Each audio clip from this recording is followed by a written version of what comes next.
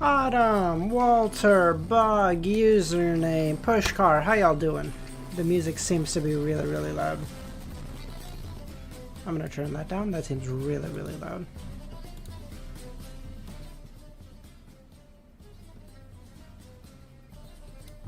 Okay, that should be better. That must have been incredibly loud. Wrong, how you doing, man? Check DM. Luvion, Nightwalker, how y'all doing? Check DMs. Alright, give me 1 second. Username.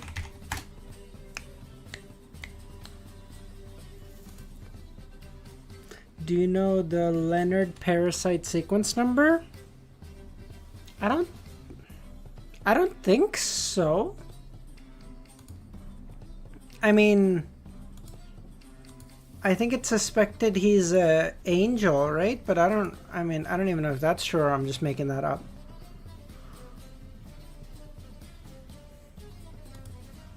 Milosh! How's it going, man? Alright, we're gonna get up to some shenanigans. Let's see if we can figure out why this dream-stealing piece of shit is in Backland. This is the area of the fool, ya fool. Samo, how's it going, man? How you doing? I was thinking, didn't you offer me to become mod on your Discord, or is the offer still ongoing? Yes, why not? I explained why in the DMs. Oh, okay, sounds good. I was thinking you and DSV can be our mods at 200. But I mean, DSV is basically a lock, we'll say. You and Nagito can fight it out in a poll. But dare I say you pretty much have that on lock.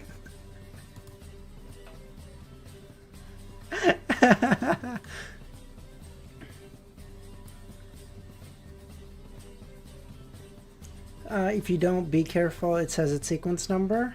Oh, okay, no problem. Thank you.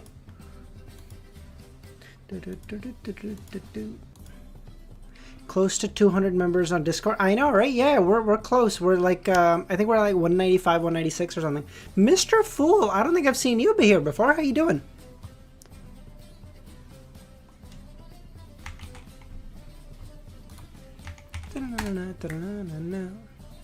Wow, Jesus Christ.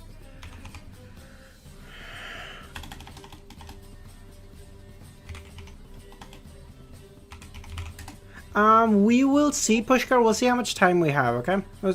We'll see how much time we have. It's the Fool himself. I know. Crazy. Mr. Fool, we are great believers. I heard from you. Oh, good to hear. Thanks for popping by, man. Yeah. Oh, I want you to know we are stern believers in the Fool here. We're very stingy with our money. We're stern capitalists. We don't have gold pounds, unfortunately. That's not a thing we have in my country. I don't even know if any country has those anymore. But yeah, thanks for popping by, man. All right, we're gonna get started reading in 7 minutes. We'll just do some Wordle and connections really quickly. It doesn't look like I'm gonna get Wordle today, but I have 3 letters now. So K D-U-M Dumpy? Is that a word? Oh, shit! Okay. Bumpy. I'm getting cooked. Okay. Jumpy? Cut it close. Okay, we're good. We're good.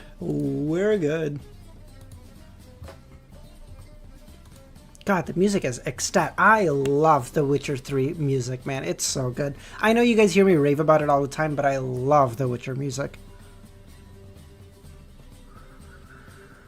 My final guess was Humpy. I'll give you a tip, Milo. I'm not sure if you know this, but Wordle is chosen by how often the word is used or how regularly the word is used. So if you are stuck in that place where you have like 4 letters and that 5th one can be like a lot of options and you only have one guess, cycle through all the options and see which one you think would be the most likely. I'm not saying it'll always give you the right answer, but it'll give you a little bit of a help. Humpty Dumpty, yes.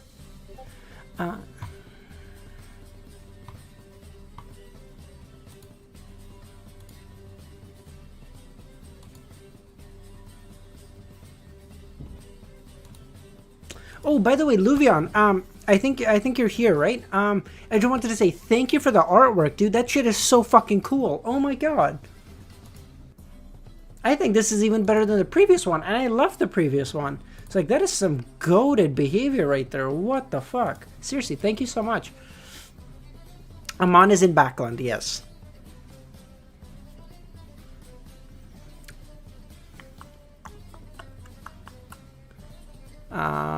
Tire, exhaust, no wait, tire, rim.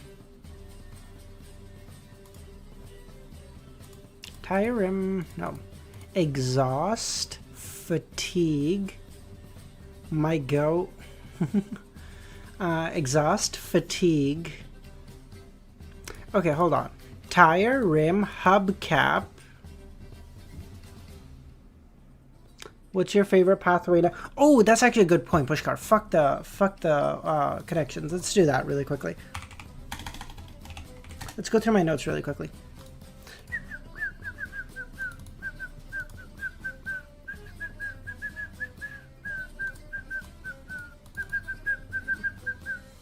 I'm scared of him, but I love him. Okay. Not Seer. Wallflower, how you doing, man? Wallflower. No, Wallflower, what? Seer, no. Apprentice, no. Marauder, no. Sleepless, no. Corpse Collector, maybe. I'm starting to warm up to it. Dr. Z, how's it going? I'm just looking through really quickly what I think my favorite pathway might be right now. Corpse Collector is up there, but I haven't seen much of Guardian, Warrior, but I still think Warrior's based as fuck. Prisoner, no thank you. I have to go through some raving lunatic. Criminal, I don't like it anymore, because like, what I have to do would be heinous. But man, the Devil Trigger form still makes it so high, and so ranks so high in my book, it's crazy. I would love... Shouldn't you know sequence 0 is... Oh, yeah, I guess that's a good point. That's a good point, Milos.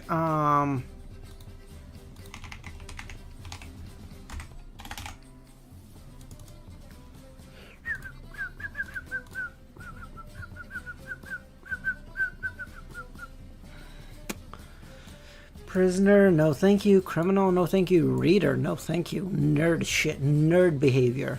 Bard. I still like Bard, but it's a support role, so that bumps it down in my book. But like the Priest of Light, not the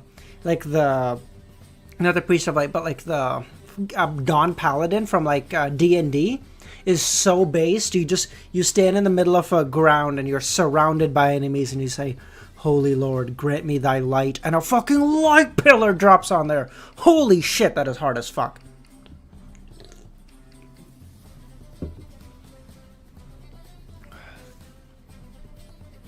Sailor's useless. Get that shit out of here. What the fuck did I do? Hunter is also up there, especially with Anderson. Just seeing how goated he was, you know, with that fucking... especially like at Reaper, he was able to generate a fucking... like a spinning scythe or... No, it was like a... Fuck, what do you call those things? The thing that you fucking throw. Spear. Fucking Christ. Like, he was able to generate that spear to go straight into the heart of a golem. That shit was hard as fuck. So, yeah, thank you, Samuel. Like, oh, that shit was hard as fuck. So I think Hunter is definitely up there too. What is your favorite path? What is your main focus? It is ability in, it is fighting ability. How cool it looks. Yes, I'm a fucking child. Fighting ability, how good it looks, and survivability. Those are the only three I care about. You value? I think so, Nightwalker, but I don't care. I am who I am. Did you notice that he could also use the spear to travel? Yes, I did, Samo. Yeah, like, you can ride around like it's your magic carpet. That shit is based as fuck. I see your vocabulary. Decency is not surviving. Pardon? Oh, just because I forgot the word. Okay, that hardly means anything. Assassin. Nah, I'm okay. Monster. This is cool. With how much I love gambling, this would be based as fuck. Especially because I only have to get to sequence 7 to be able to make infinite money from a casino. Seems like a lucky one. I just give myself luck all the time. I just stroll into a casino and I'm like, blackjack, blackjack, blackjack, 37 red, you know, whatever, like we're chilling. Username, Queen, how y'all doing, guys? I don't like Monster because it doesn't look like it has much fighting capabilities, but god damn, I could become richer than Jeff Bezos in like an afternoon. I would bankrupt Vegas casinos. Lawyer. This one is cool, but again, its fighting abilities are... Have you been here for this turn? Oh, yes, you have username. Sorry. Yeah, sorry. No, I mean, the frequency for you cursing is increasing with a constant speed. Okay, here's the thing. I have always been... I always curse a lot. I'm not going to lie to you. It's just because it's like how I vocalize my thoughts. It's mainly dependent on how hyped I am. I'm really excited for today's stream, so I'm swearing more because like I'm really excited. But like if I'm calmer, I generally don't need to vocalize my thoughts that way because I realize it's not good for like retention of viewers and yada yada yada whatever. I just don't care about. Like again, I don't do this because like, oh my god, like I wanna like have people watching me all the time because like, oh, I want viewership. I do it because this is fun. This is literally it. So like, as much as I appreciate all of you being here, if there was 5 people in here, I'd be the same way. You know, it's all good. Aye, how's it going, man? It's fine. Reader's not for everyone. I'm not complaining. A lot of cool chapters today. Good, good, good. So we're either gonna end at like 883 or 885. We'll see. Wrong said those are 2 good chapters to end on. We'll see. If I feel good at 883, we'll push to 885, and then we'll keep going. So yeah, we'll just see.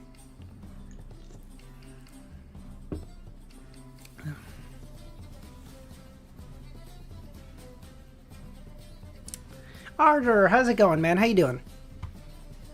Okay, it's 302. Arbiter, Apothecary, Savant, Mystery Prior, Planter, Spectator, Secrets Upland, all garbage. So currently, Hunter, rank number 1. Let's go, baby. Okay, let's start reading. Let's start reading. Let's start reading. Oh shit, I don't even have thorium open. This is cooked. Okay, hold on.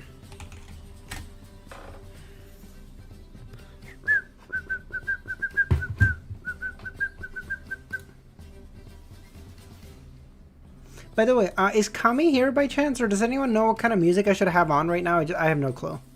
Bro, Spectator is goated? Why? Because I sit back and I watch the fight happen, Mr. Fool? No, thank you, okay? I want to be in the fight. Hell no. 876. Kami, my go. What kind of music should we have on right now? Do you know? We just got news that Aman is in Backland. Interesting, you can choose Hunter considering you can switch pathways to Demoness. Regular fight music? Okay, cool. Yeah, okay, wait, that's actually a good question. If you go to sequence 4 of the Hunter pathway, which makes you like it turns you into a guy if you weren't previously, what happens if you switch to a sequence 3 Demoness? Like, do you turn back? Do you turn into a woman? Do you stay a man? What happens?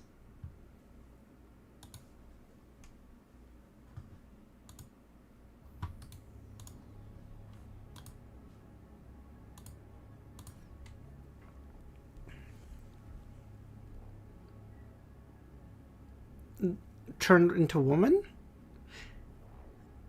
Oh, really? I would have expected that. You should try it out. You know what, Pushkar? If I can find the ingredients, I will keep you guys updated, okay?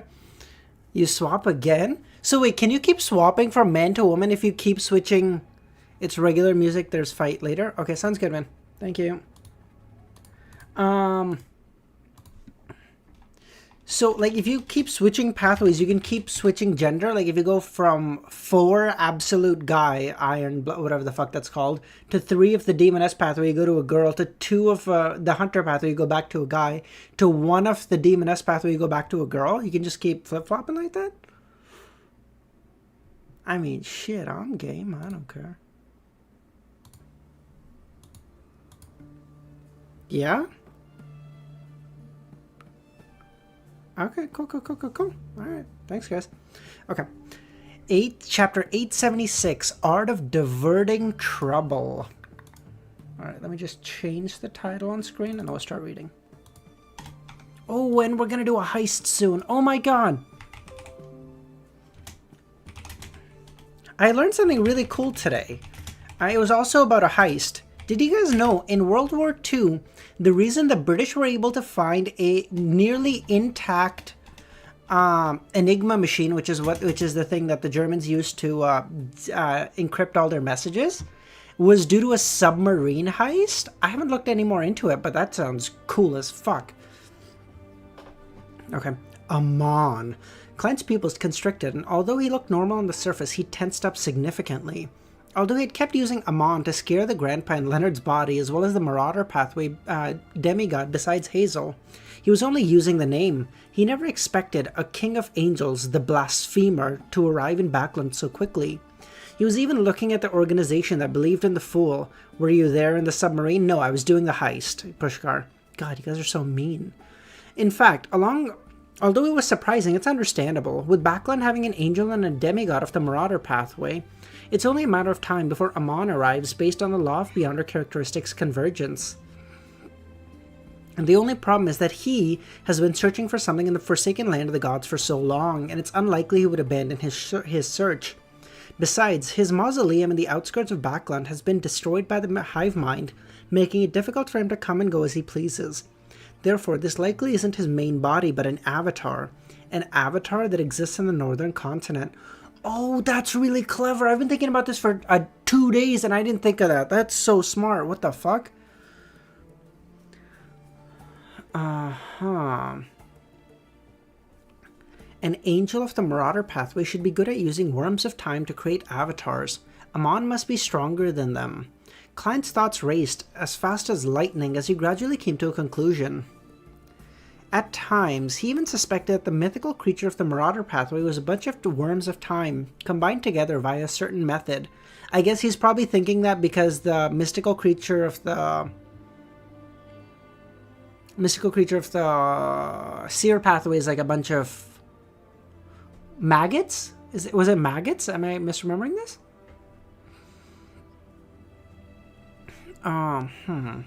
As a Marauder Pathway King of Angels before the Cataclysm, Aman definitely knows that the name the Fool means what the name the Fool means and can detect the corresponding aura. He might even wish to steal control over the Grey Fog again. Unhinged, how's it going, man?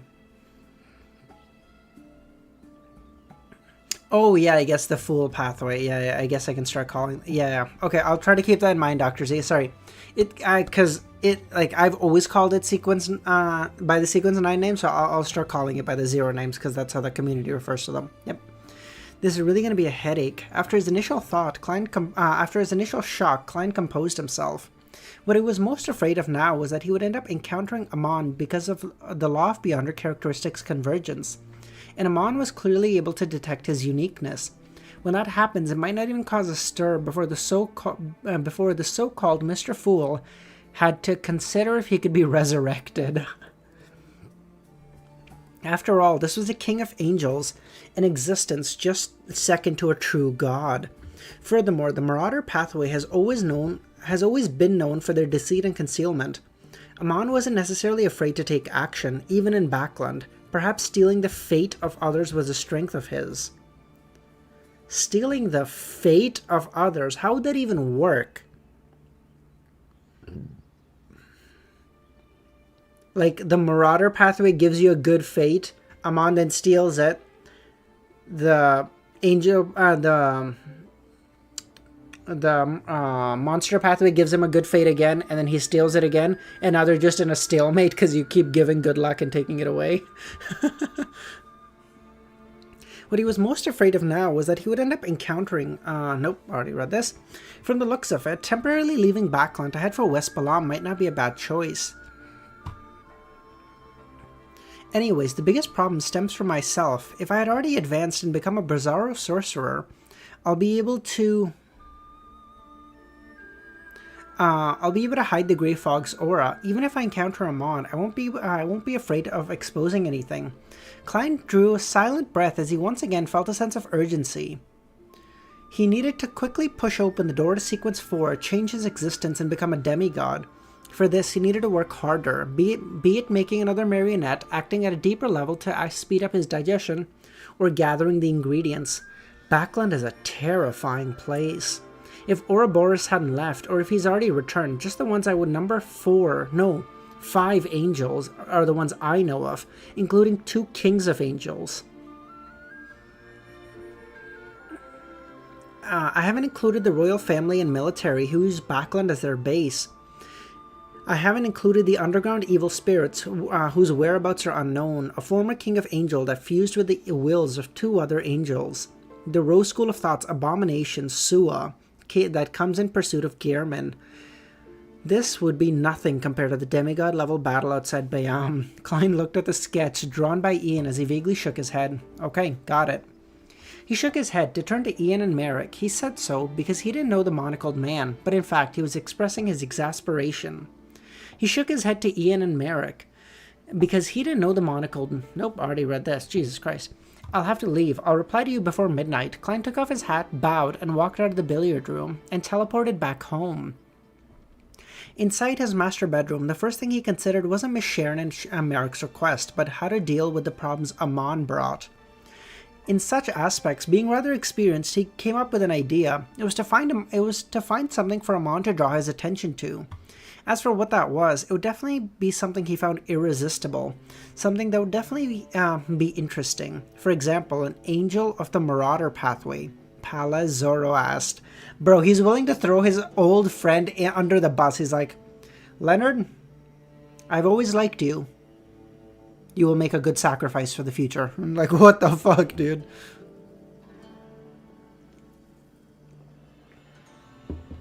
Perhaps this was key to Amon's ability to become a true god. It would be something far more important than finding the organization that believed in the Fool. Of course, Klein definitely wouldn't directly sell out Leonard's grandpa because he had yet to show ill intent. His thoughts were simple. It was to inform this matter to Pala Zoroast that Amon was in Backland. He wanted to see the reaction of this angel who had survived the 4th epoch. He would then follow up on the situation. Some of you may die, but it is a sacrifice I'm willing to make. True. If that grandpa is helpless against Amon, who's likely only an avatar, he can get Leonard to use an excuse of a mission to leave Backland. As for me, I'll have to bring forward my trip to West Balam. I'll just say that it has something important to do with my network. I'll secretly teleport back for the placenta blood when Will Ossepton is born. Klein arrived at a decision when he took out a piece of paper and wrote, Amon has arrived. Folding the letter and putting it in an envelope, Klein took out the Adventurer's harmonica and blew hard. When Raynette Heinker appeared, he took out a gold coin from his pocket and pressed it onto the envelope. This was one of the 10 gold coins that he had gotten Richardson to exchange for him in the afternoon. It was to maintain his image of Dwayne Dantes being equal to someone at the level of Pala Zoroast. Even when Klein informed Leonard of the method of contact, he didn't inform him that the payment of a gold coin was needed. This shows that face is something you buy with money. As Klein sighed, he said to Miss Messenger, send the letter to 7 Pinster Street. Just throw it in the mailbox. There's no need to send it to the addressee.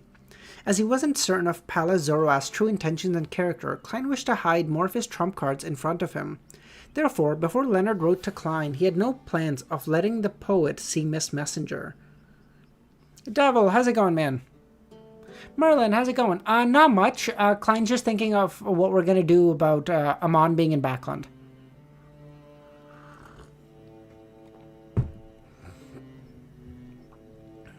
The blonde-haired, red-eyed Raynette Heinker's left hand was raised up as it sucked the letter and gold coin into its mouth.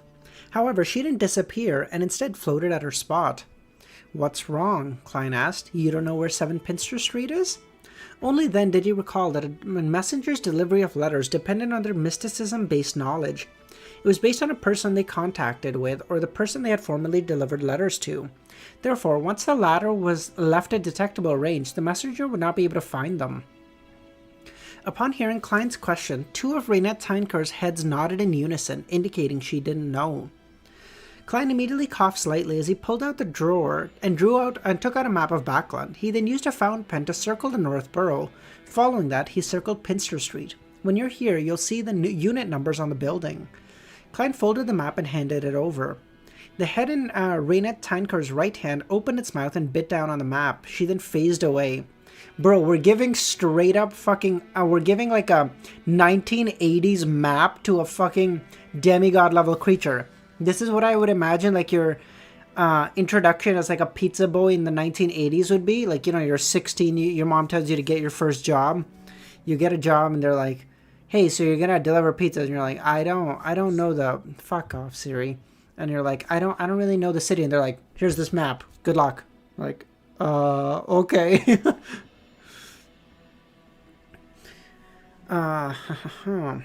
Upon seeing this, Klein heaved a sigh of relief. He turned around and walked out of the master bedroom and headed for the half-open room with the balcony to read newspapers.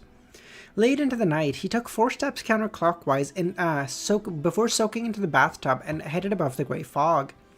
Helping Sharon and Merrick obtain the Tutanesis mummy is dangerous. The spirit pendulum rotated clockwise with weak amplitude and slow frequency, meaning there is danger, but it's nothing significant. Furthermore, even if it's a trap targeted at Sharon and Merrick, there's no need for me to be too afraid. Klein beckoned his hand as he made a translucent miniature black crystal card fly to him. This was the Fate Siphon charm. Raynette in this scene is like, oh, Milos, I'm like pretty good at the town we live in, but like previously we used to live in a different city, and we were like, and I moved there. I moved from there when we were like, what? We moved from there when I was like 15, maybe 14.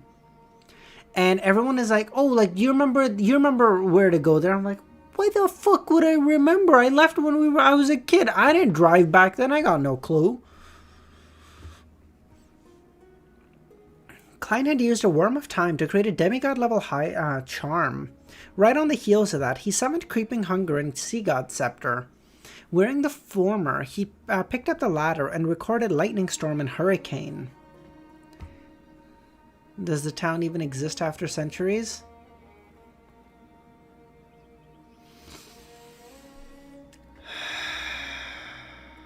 That was mean.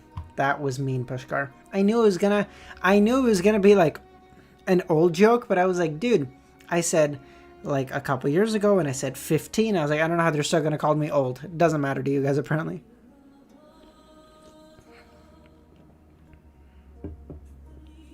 Now that you, yeah, exactly, Dr. Z. The mutated and upgraded Creeping Hunger could use Mr. X's soul and characteristic to record 2 demigod level powers that didn't exceed sequence 3. With this, Klein no longer needed to borrow Leimano's travel anymore. Furthermore, it was more convenient. After all, flipping a spellbook affected his use of Death Knell and the Fate Siphon charm, unless he grew another 2 hands.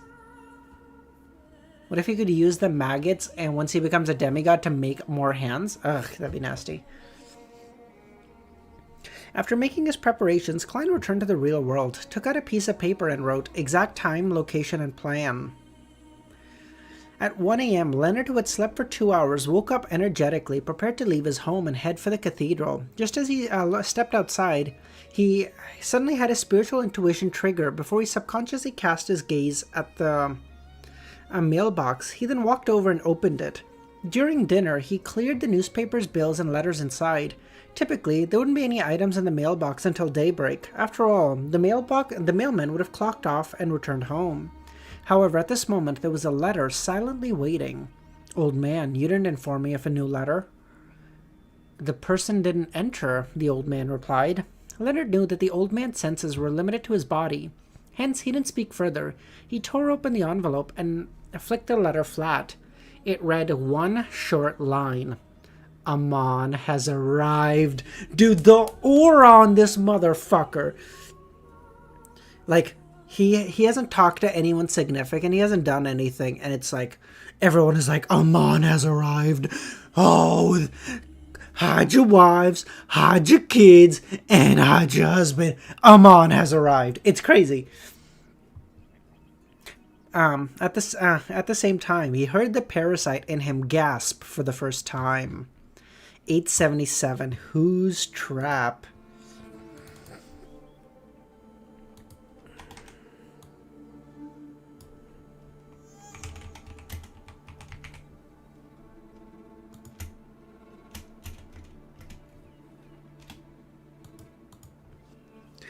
Towards Amon, Leonard didn't have a strong direct impression of him. All he knew is that it was the most feared enemy of the parasite in his body. He was the culprit that left this mysterious and powerful old man injured. Therefore, he calmed down and asked, "What do we do now?" The middle-aged voice in his the slightly aged voice sounded in his ears after 3 seconds. The one that has arrived isn't Amon's actual body, but likely one of his avatars. He, indeed. Amon is an angel, probably a Sequence 1 angel. After all, the old man is suspected to be a grounded angel. In this context, does grounded angel mean Sequence 2 angel? Because, again, we talked about this last time, and I got 15 different answers. I don't know what the fuck to believe, okay? Some people told me that it's a Sequence 2 of a pathway that has a true god, so they can't become one. Others told me that it's angels in the physical world. Like, they're fucking me. I don't know what that means.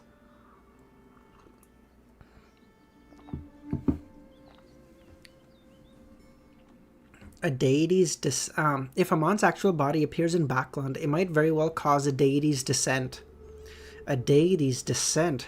How long has it been since something like this happened? Since the 5th epoch, occurrences like that were legends that were recorded in the eternal canon. They had never publicly happened. Could this mean that even among Sequence 1s, Amon is the most terrifying existence? It's no wonder he is called a blasphemer.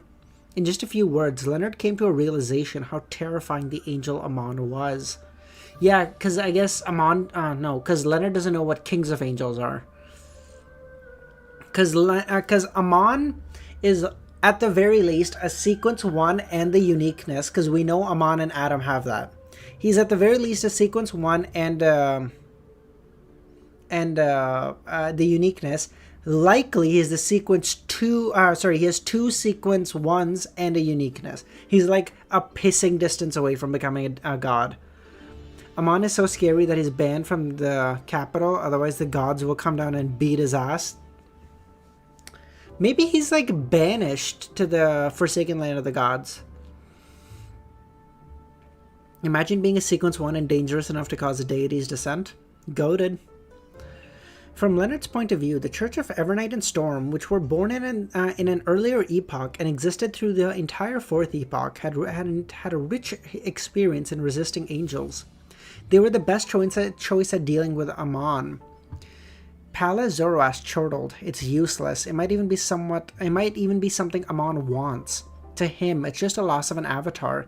It will just waste a bit of his strength, but not deal him any actual harm. And he can use the death of his avatar to see the corresponding changes in destiny. He can see destiny? The streamer? Sorry, dumb joke. Wait, he can see destiny. That's some fucking Lelouch power from fucking Code Geass, bro. That is insane.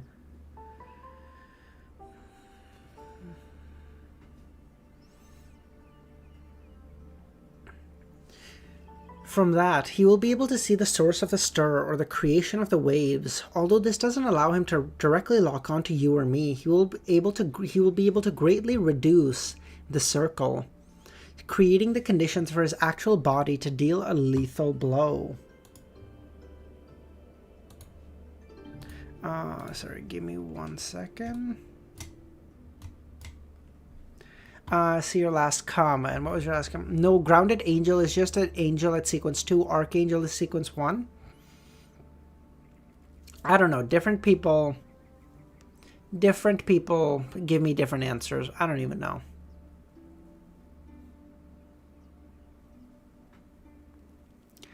Can you differentiate between destiny and fate? In my mind, the two are basically interchangeable. Oh, sorry. Remember, it was said that gods were afraid Amon might steal their authority? Oh, he's gonna pull some ASG shit. Ah, I see. Okay. Destiny versus fate. That's a good point. Let's just quickly look this up. Let's see if this is true, okay? Although they're often used interchangeably, they do have subtle differences. Fate is used to determine. Fate is used to refer to events or outcomes that are predetermined and beyond one's control, while destiny is used to refer to a predetermined outcome or path that a person or thing is destined to follow.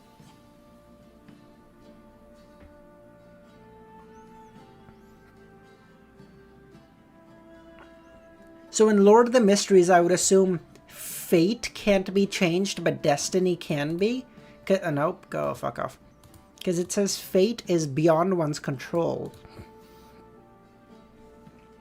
Or would it be other way around? I think fate is a possible future, but destiny is guaranteed.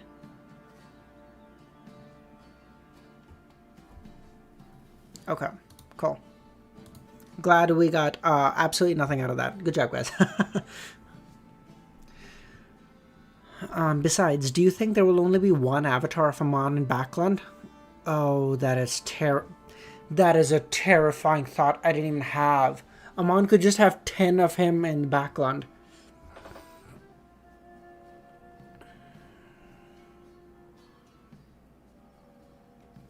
When we attempt to eliminate the one that's out in the open, it might very well be the case that a few, dozens, or even more than 100 Amons will appear from every location. He could be a passerby, a bird on the roof, an ant on the ground, and he could also be an insect. Microbes in the air. One who isn't a demigod wouldn't even notice if his avatar invades their body.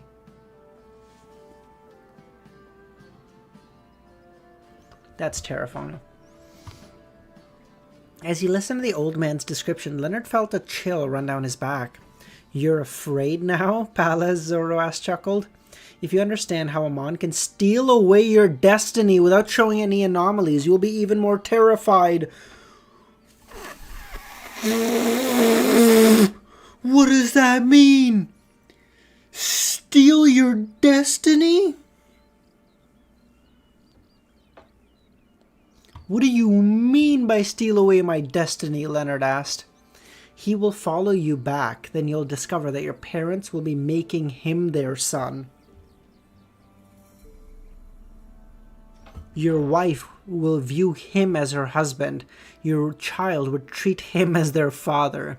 Your friends, everyone will treat him as you. And you will be the unlucky one. You will lose all connection with the real world and slowly die."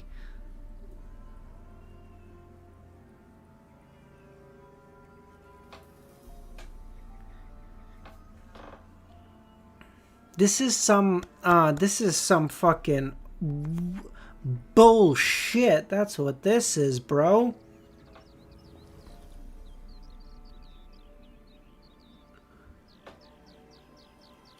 So then, let me see if I'm reading this right, okay? So one of Amon's characteristics, nope, I'm dumb. One of Amon's avatars will take your place. Basically, they will become you and do everything you're supposed to do in terms of interacting with others and all that stuff, okay? And then because you are now removed from your destiny, you wither away slowly and die. Is that fair? Now you know why angels are called subsidiary gods? That is insane. Correct? Okay.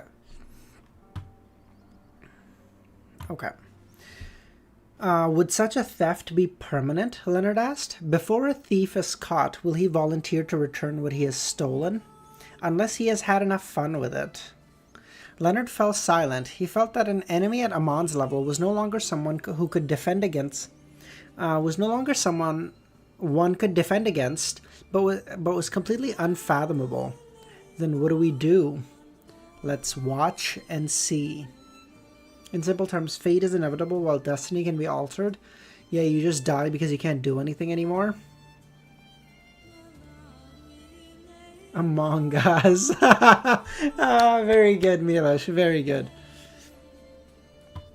Oh my god. Can we do that? Hold on, hold on, hold on.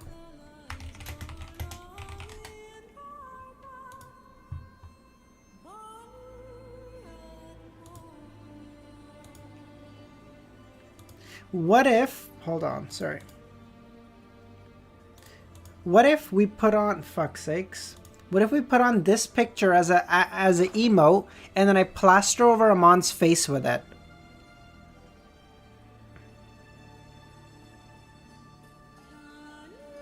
Oh my god. That'd be amazing.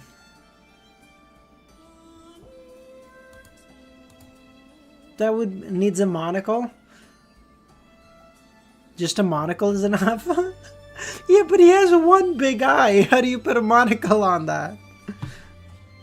If someone lost one of their eyes and has a monocle on the other eye, is it even it's just glasses at that point for that person, no?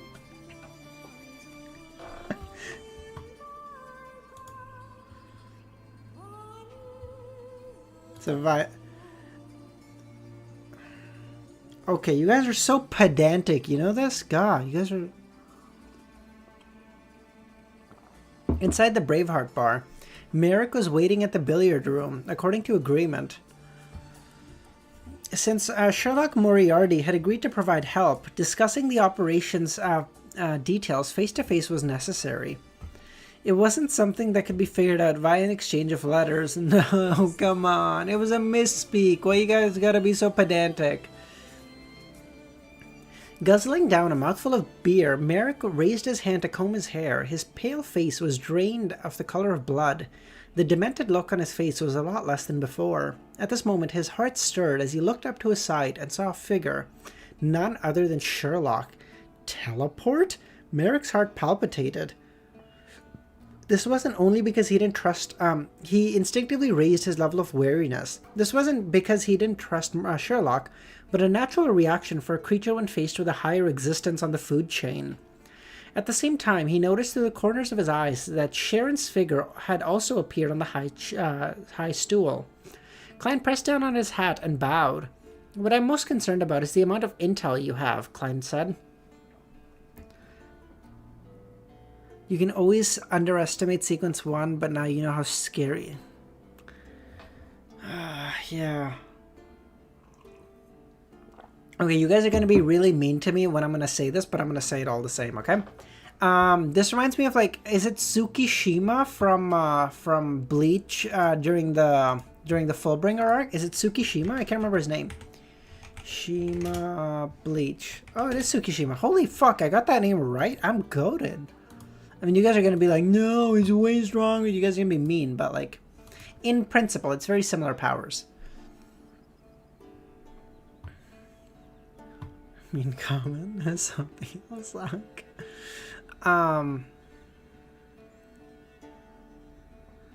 You see what I mean? Hey there, you see what I mean?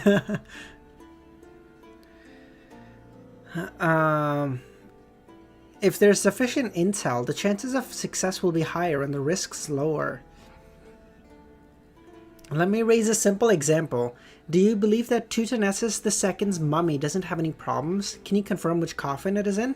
If you can, I can teleport over there before the guards even react, travel with it through the spirit world, and be done. It can be confirmed which coffin it is, but we cannot confirm if there are any problems with it. Apart from that, what else do we know? Klein nodded. It might be a trap by the Rose School of Thought, or it might be a trap by the lone military.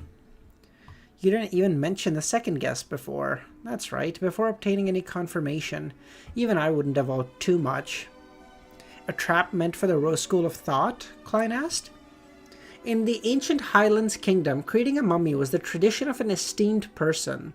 It's considered sacred, for the pharaoh's mummy is not something to be blasphemed against.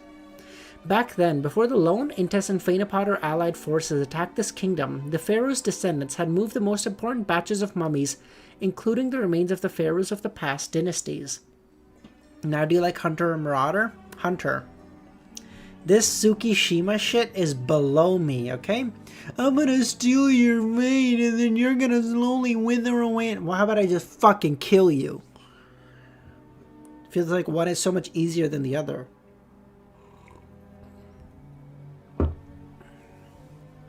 To the Pharaoh's descendants, this is an insult of the greatest order.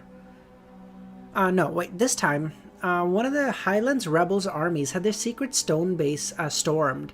The lone army found Tutanas's II's mummy at the lowest level and planned on delivering it to Backland to hand it to an unknown military organization to research. To the Pharaoh's descendants, this is an insult of the greatest order. They have a sufficient motive to snatch away Tutanas's mummy back. And among these descendants, there's a demigod named Mahmosi. He's both one of the main leaders of the rebel army and an important member of the Rose School of Thought. He's a student of the abomination Sua. Maybe we can meet this guy during the heist, become friends with him, and then Klein can sell him the arms he gets through the military, saving him a bunch of hassle, making him a bunch of money, and another angel on call. Well, maybe not an angel, but a demigod at least. That is to say that the Tutanas's mummy might be bait for the lone army to fish out Mamosi. Of course, this doesn't exclude the possibility that the Rose School of Thought is deliberately sacrificing a pharaoh's remains to eliminate you. Bro, it's the Rose School of Thought. We ain't getting friendly with them? Nah, I'd win. Mamosi. He originally wanted to say that as a sequence 6 and 5, there was no need for the Rose School of Thought to go to such an extent. But when he recalled that the present main faction of the Rose School of Thought was indulgence, with them not holding back when it came to their desires, he believed that he couldn't make a rational choice like an ordinary person's point of view. Furthermore, Sharon and Merrick were able to escape the Mother Tree of Desire's restrictions, and successfully escape from the Rose School of Thought.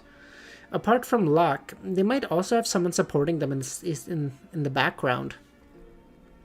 If there is such a person, that person is definitely a target of the Rose School of Thought, and that they want to be uprooted.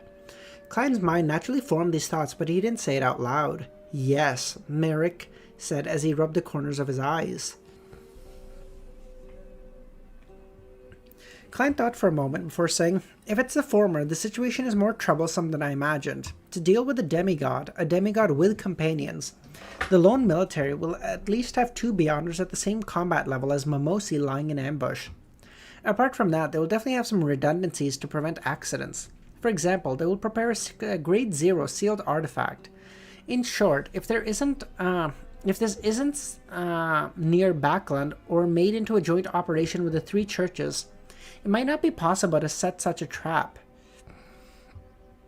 How can Klein be friends with the Rose School of Thought and the Mother Tree of Desire? Can't you remember? No, I remember it, Dr. Z, but he doesn't have to be friends with the Rose School of Thought. He just has to be friends with Mamosi.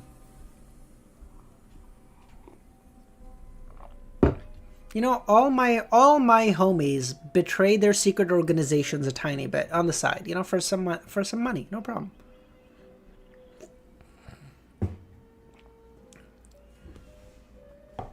Sharon's chin moved slightly as she nodded in agreement with Sherlock's judgment. Klein didn't emphasize the difficulty as he said, therefore, we have to obtain more accurate and detailed intel. From that, we can make a more targeted preparation. I know of a secret existence for magic mirror divination. He strictly adheres to the principle of reciprocity. If you do not mind your privacy or actions that will bring about intense humiliation, you can obtain answers from him.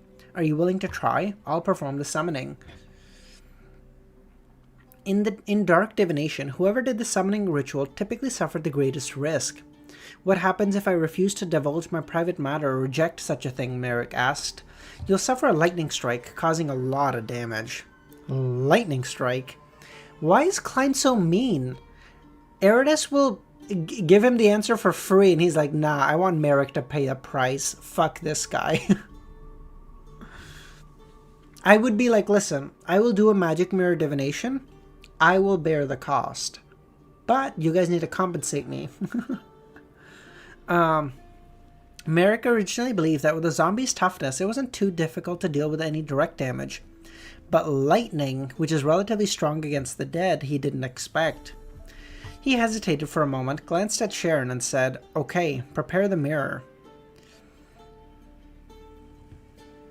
Now Merrick is innocent, he has no dark secrets. We all have dark secrets, Dr. Z. A lightning strike on an undead body is deadly. Bro just said he would die. Compensate with entertainment. Okay, Luvion. I get answers from the magic mirror. You dance for me. Deal?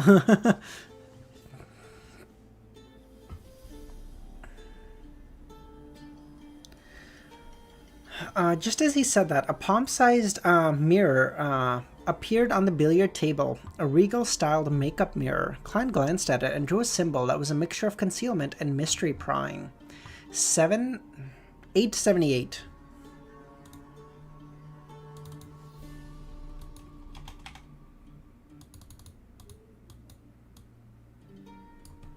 Eridess's question. By the way, I don't know who needs this, but whoever this is translating these, please, when it's a word that ends in an S, there's no need for an apostrophe S, just the apostrophe, okay? When Klein finished his final stroke, the lights of the billiard room dimmed. On the dainty makeup mirror, aqueous words rippled out before turning into a dark scene. Immediately, one bloody word after another appeared. Raise your question. This scene was filled with a sense of supernatural horror. Even though standing there was a wraith and a zombie, they couldn't help but feel overwhelmed. Only Klein continued wearing a smile, as he was accustomed to this. He had previously exhorted Eridess to not raise questions that were too difficult or private, or not to act like a servant. If it wasn't because Sharon and Merrick could ask more targeted questions as a result of understanding the situation better, Klein was more inclined to handle it himself. Fair, okay.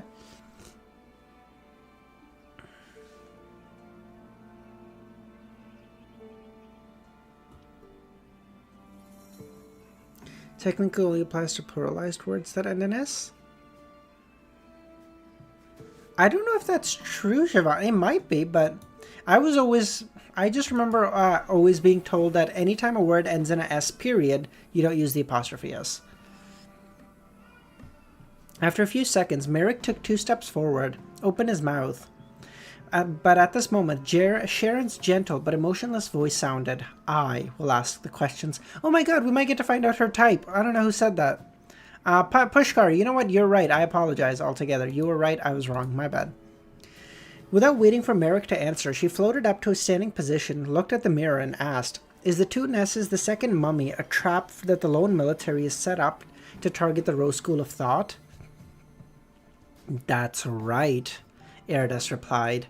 "It is indeed a trap the lone military has set up for the Rose School of Thought. We can preliminarily eliminate the situation that it's a plot that the Rose School of Thought has done to target Sharon and Merrick. After all, the risks involved exceeds the value of a Sequence 5 and 6 combined. Even if the Rose School of Thought can't curb their desire for revenge, they can't be this crazy. Unless they were already planning on dealing with the lone military and decided to involve them as well. If that's the case, the best place to have such a matter unfold would be the southern continent or at sea, not in the vicinity of Backland. After all, who knows what terrifying strangers are hidden here? Based on the principle of reciprocity, it's my turn to ask a question. If you answer wrong or lie, you will be punished." Rather obedient, he didn't make the request of doing artistic actions. Klein looked at the table and nodded. "You." As the bloody words froze for a full 3 seconds, it followed up, "are to answer with the relationship between the chained god and the mother tree of desire. Since the 5th epoch after the perishing of death, the Eggers family gradually lost control over the Star Highlands and Paz Valley, allowing those places to have their own beyonder organization, the Rose School of Thought. Death died in the 5th epoch? What?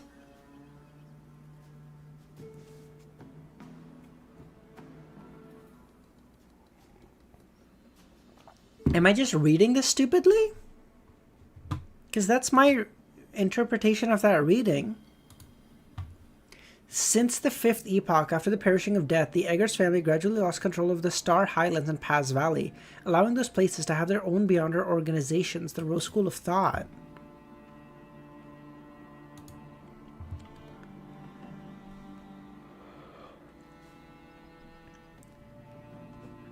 In the beginning, there wasn't the Mother Tree of Desire, only the Chained God. The Rose School of Thought advocated temperance and established a religious ritual system, including laws. Former members had led ascetic lives to deal with the repercussions of receiving powers. Death's death marked the end of the 4th epoch? Oh, I see. Okay, thank you. In the beginning, there wasn't... okay, nope, already read this. One day, a divine revelation added terms about indulgence. Many people slowly changed and restored ancient but bloody primitive sacrificial traditions. Later, the Rose School of Thought's upper echelons began secretly calling the Chained God the manifestation of the Mother Tree of Desire.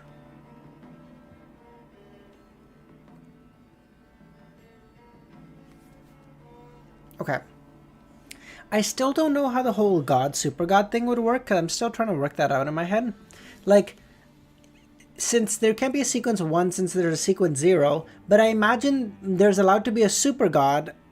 There's allowed to be a super God and the gods underneath him. So, is the Mother Tree of Desire the super God? Sorry, give me 1 second. I need to turn my fan on. It's hot as fuck in here.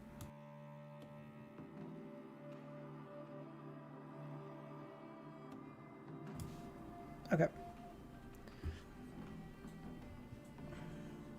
Samo, no. The personal questions were what we needed anyway.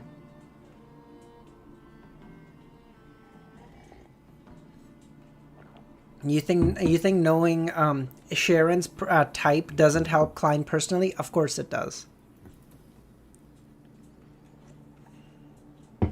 By the sound of it, the Chained God was corrupted by the Mother Tree of Desire, bit by bit.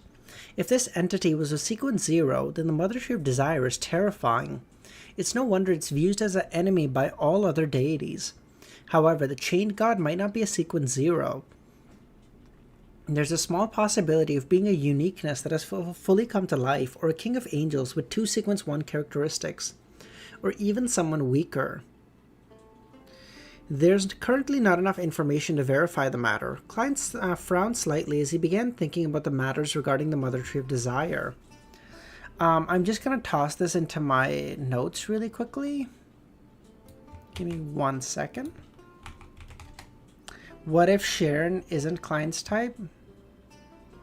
We know the answer to that, Aya. Of course she is. Why ask? We know she is. We know he finds her very pretty. I mean, I know that's not the only thing, but they don't know each other's personality at all, so we can't even talk about that anyway.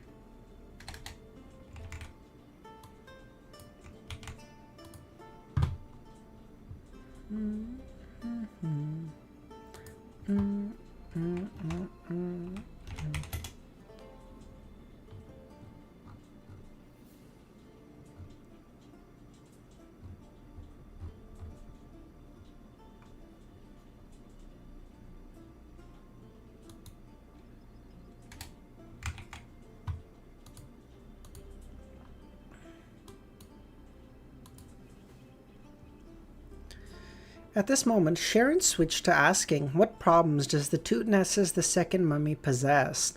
It's filled with hexes, a manifestation of hexes. It has the possibility of automatically becoming a zombie.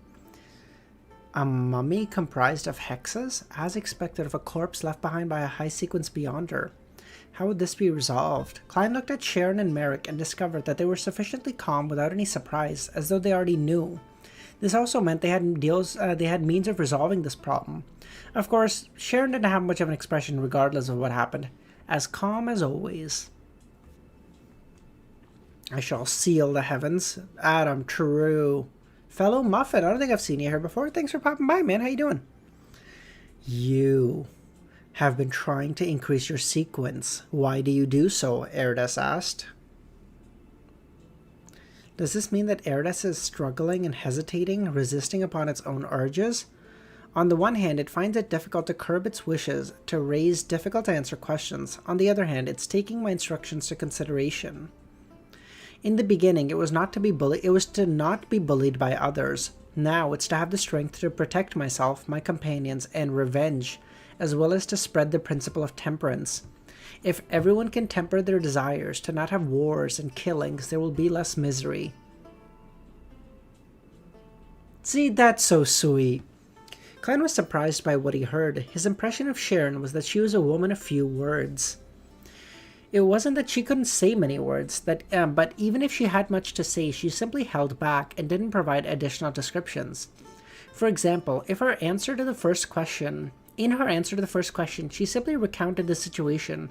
Although she appeared to say a lot, she hadn't said one word more or anything subjective. The words she added towards the end was a relatively talkative act based on her actions. This is something that's been on her mind, a point of view she's been repressing for a long time. Klein suddenly imagined the chaotic reality of the southern continent. There were lands with plenty of slavery and batches of people from the lower class who died of hunger and sickness. Constant wars and sacrifice. If I were born in the southern continent and could live up until this point, I would definitely wish to see world peace and happiness. Speaking of which, Sharon and Merrick definitely don't look like a southern continent descent. That's right, before death perished, the passage between the northern and southern continent was allowed. Also, Sharon mentioned revenge. That word was said without conviction. It's as though she doesn't hold out hope for it. Or she doesn't have a strong desire for it? After learning of the situation regarding the mummy, Sharon asked again, apart from Mamosi, who are the high sequence beyonders that will appear in this trap? With Erdes's powers, it's likely the mirror's surface, aqueous waves rippled and formed a blue light, one that enveloped everything. Nothing could be seen. With Erdes's powers, it likely involves an angel or a grade 0 artifact. That's why I can't give an answer. Klein retracted his gaze and said to Sharon and Merrick, from the looks of it, it's as I guessed. The lone military has prepared plenty of redundancies. Sharon nodded slightly as she continued staring at the mirror, waiting for it to ask its question. It then asked, what are your thoughts regarding your teacher? Teacher? Sharon has a teacher? That's right, as part of her temperance faction, not to be influenced by the Rose School of Thought, which has changed internally, and to keep her original path, someone must have provided her with help. Sharon pursed her lips. I respect her. Her. Klein couldn't maintain a smile from the shock. Her refers to only angels, right? Or gods, obviously. I want you to forgive me, but I sent 35 Aman artworks. Alright, it's fine, Milish.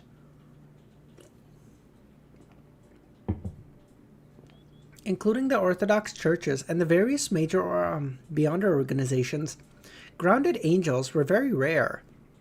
There might only be one or two. He originally imagined that Sharon's teacher was a demigod at 3 or 4. At peak strength, equivalent to Sea King Jan Kopman, but to his surprise, she used her. This pronoun was very different from his, her, and its. After a shock, Klein sighed. Sharon's current situation largely implies that her teacher is probably not around. She and Merrick escaped due to the final struggles of the Temperance faction within the Rose School of Thought. And to the Mother Tree of Desire, either its corruption or decimation to create a sealed artifact. Oh, okay. Maybe Sharon's teacher was like the equivalent of Sua for the Temperance faction, and she was helping her students escape, or like while they were having that internal struggle against the Temperance faction and the Indulgence faction, she got by like maybe Sua or someone else. But because she was such a high level, she was able to maintain herself to a degree and become like a demigod, or become like a spirit world creature or something? Okay. With how similar they look, maybe they're like mother and daughter. That'd be silly though. I don't know what's up with the foreheads. The mirror turned dark again as bright red text vanished. After a while, new words appeared. Continue. I no longer have any questions. Thank you for your help, Sharon curtsied. With her saying that, the mirror returned to normal. The lights in the billiard room were no longer dim as before. Sharon looked at Klein and said in a tone without any abnormalities, "We shall forego this matter." Clearly, she understood the meaning behind the blast of light that appeared during the hidden existence's final answer. Klein shook his head. There's no need to rush into a decision. Let me ask you a few more things. Perhaps there's still a chance that doesn't require us to take too much of a risk. At least, my divination results say it's possible, he added silently. What is it? Merrick couldn't help but ask. 879. Dual purpose.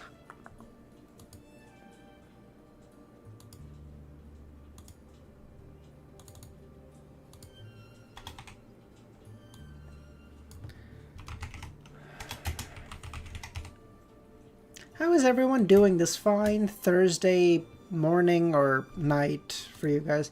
I don't think it's... Is it Friday morning for anyone yet? Oh, yeah, I guess people are at least like 12, 13 hours. So it's probably like Friday morning for some of you. Upon hearing Merrick's request, Klein picked up the pieces of paper that symbolized... the piece of paper with the symbol that summoned Eridas and shook it while he wiped away his smile. He said in all seriousness, 1:30 for me, Friday. Jesus, 1 a.m. 1:26, it would be 10 p.m. You guys all live really east of me, eh? Because those of you that are... That's 1:30, you're like 10-ish hours ahead of me. Even Samo, who's only 6 hours ahead of me, lives decently east of me. All Indians? Yeah, okay, that makes sense. Yeah, but not Samo, because that's too early. Amon has the perfect balance of black eye and innocent looks with genius mind and evil personality. That's absolutely the most attractive combination. Okay, thank you for that. When you have morning stream, it's a night for me. When you have night stream, it's morning for me. It's 11:30 Thursday. Oh yeah, I guess this stream is probably at a shit time for you, eh, Dr. Z? I mean, it's a shit time for most of you, I guess. Yeah, sorry guys. Again, I didn't mean for the stream to get this delayed, but we had guests over and I couldn't stream until they left. So... Klein said in all seriousness, tell me the detailed process for creating a pharaoh mummy in the ancient Highlands Kingdom. First step, lay it down for 3 to 5 days and use some auxiliary method to make the beyonder characteristic naturally seep out and not become a sealed artifact from fusing with any parts of the body. It's, oh yeah, sorry, apologies, I forget. Your weekend is Friday, Saturday, or Thursday, Friday, Dr. Z? Second step, hold a cleansing ritual, place the corpse on the altar, pray to the chained god, and hope that half the deceased spirit remains in the body. This won't affect the return of the Son of God, and it can also allow the created mummy to maintain a long period of spirituality. Hold on.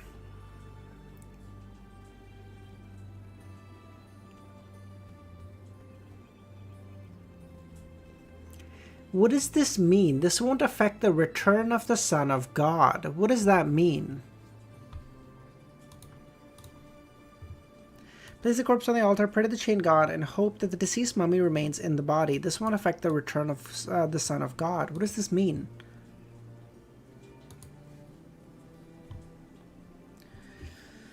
Fourth step, stuff the corpse with perfumes and medicine filled with spirituality and completely dehydrate the body. Fifth step, Stuff the perfumes and medicine inside again. Arrange some preparations for a ritual on the corpse's surface. Then wrap it up in linen bandages before putting it into a sarcophagus. 6th step. The organs which were handled in a similar manner as the 4th step will be used as materials for the ritual. They will be placed in the into the 4 corners. Isn't Pharaoh called the son of God? It's probably referring to the Pharaoh not reviving. Oh, okay. Is Pharaoh called the son of God? Really? I didn't know that. Pharaoh, son of God? The Pharaoh was considered divine and was often referred to as the son of God. Cool. Okay, cool. You learn something new every day. Likewise for the brain and bodily fluids. The former will be stirred into a mush, stirring it with the latter. What? The organs which were handled in a similar manner in the 4th step will be used as materials. They will be placed. Okay. The sarcophagus will have some preserved circulatory tracts that mimic the deceased state before death. This can gather spirituality from the spirit world and surroundings, making the Pharaoh's mummy an ingredient rich in spirituality even after more than a millennia. It can be made into a rather powerful zombie. How about we turn him into a rather powerful marionette? Yeah, every emperor figure in history calls himself the son of God.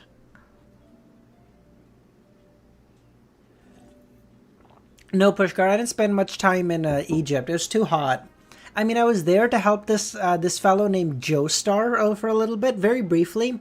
He was having this thing with a guy called Dion? I don't know, something like that. I can't remember his name. Dio? I don't know, I can't remember his name. I was helping a guy named Joestar with a guy named like Dion or something, very briefly in Egypt, but I wasn't there very long. Oh, dead can't be made into corpses. Yes, of course. Celine Dion. I think so. That might have been him. Yeah, he was a little fucker back there, man. Yeah. Dijon mustard. That's really good. Sounds like it has nothing to do with the enhancing one's ability in that area. I wonder how apothecaries turned such rot into miracle. Yes, there seems to be a difference in the way Egyptian mummies are made on Earth. The level of mysticism involved is way greater. Klein finished listening carefully and quickly analyzed if there was anything that could be used as part of the plan. Were you there to see him stuck to that Avdol? No. But I did see this guy die. He was wearing like all green clothes. He had like reddish hair. I saw him about to die. He kept talking to me about some fucking clock or some bullshit. I don't know I don't know what the fuck he was talking about. Real sad. Good guy though. But he was straight up talking bonkers, you know, when he was about to die.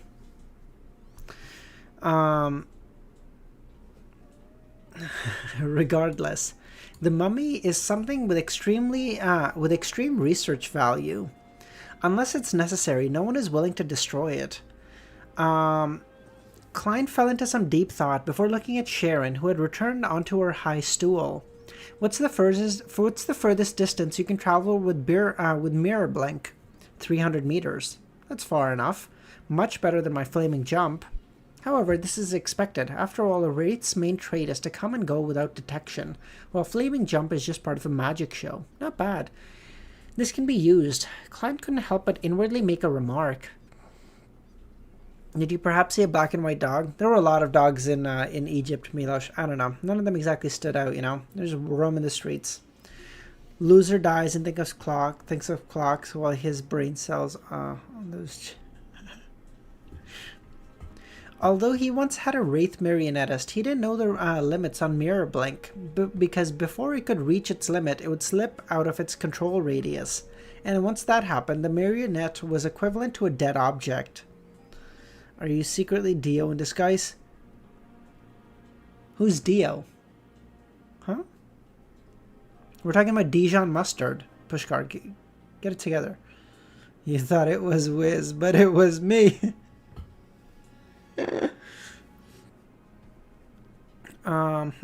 Klein asked a few more questions and formulated a general plan. He then said, "We still have a chance of snatching the mummy away, but there is a risk. There is a risk, but it won't be that high. On the condition that the two of you listen to my instructions, let me lead this operation. Of course, if you believe it's unacceptable, you can choose to terminate the operation midway and choose to return. That's your freedom. Just remember to pay me." Have you seen the water artifact thing in Shushtar? It's my favorite thing.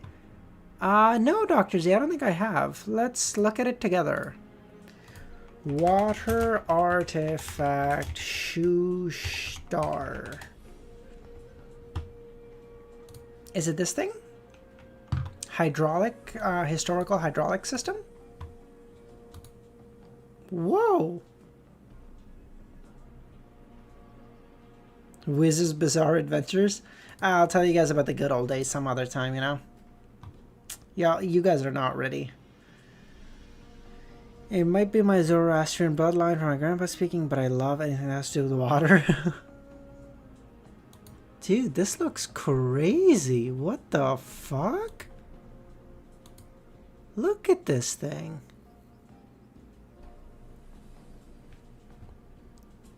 Wiz, you forgot? No. I might have been around during the time. That doesn't mean I was everywhere at all times. I'm not omnipotent or omnipresent. I was just, you know, I was around. I was in different places at different times, you know? About 2,500 years ago, I met Gilgamesh. I heard tales of him, unfortunately, from some traveler on the Silk Road, but I didn't get to meet him myself, no. I didn't get to go to Babylon. Again, it's too hot for me, dude. I can't go to Iraq or, like, you know, or Babylon back then. You know, it's too hot. God, how have we leaned into this? What is happening? My historical knowledge is not up to pace to be able to do all this bullshit. If it was in the past, Merrick would have rejected the proposal without thought. He and Sharon were considered very experienced mid-sequence beyonders, so how could they listen to a newly advanced beyonder? But after the previous cooperation efforts, the intel and adaptability and the mysterious item Sherlock possessed, they left a deep impression on Merrick. He couldn't help but consider him as equals. When news of Gehrman continuously reached Backland, he had been shocked, being even more convinced that he was one of the strongest beyonders, below that of high sequencers. In mysticism, this was a form of authority when it came to beyonder combat. Since he possessed authority, it meant abiding by it. The Unkery is becoming stronger this stream, actually. Cleopatra, we had some good times, Bug. Although I will say, not as pretty as everyone says. She was like a Dallas 8, you know?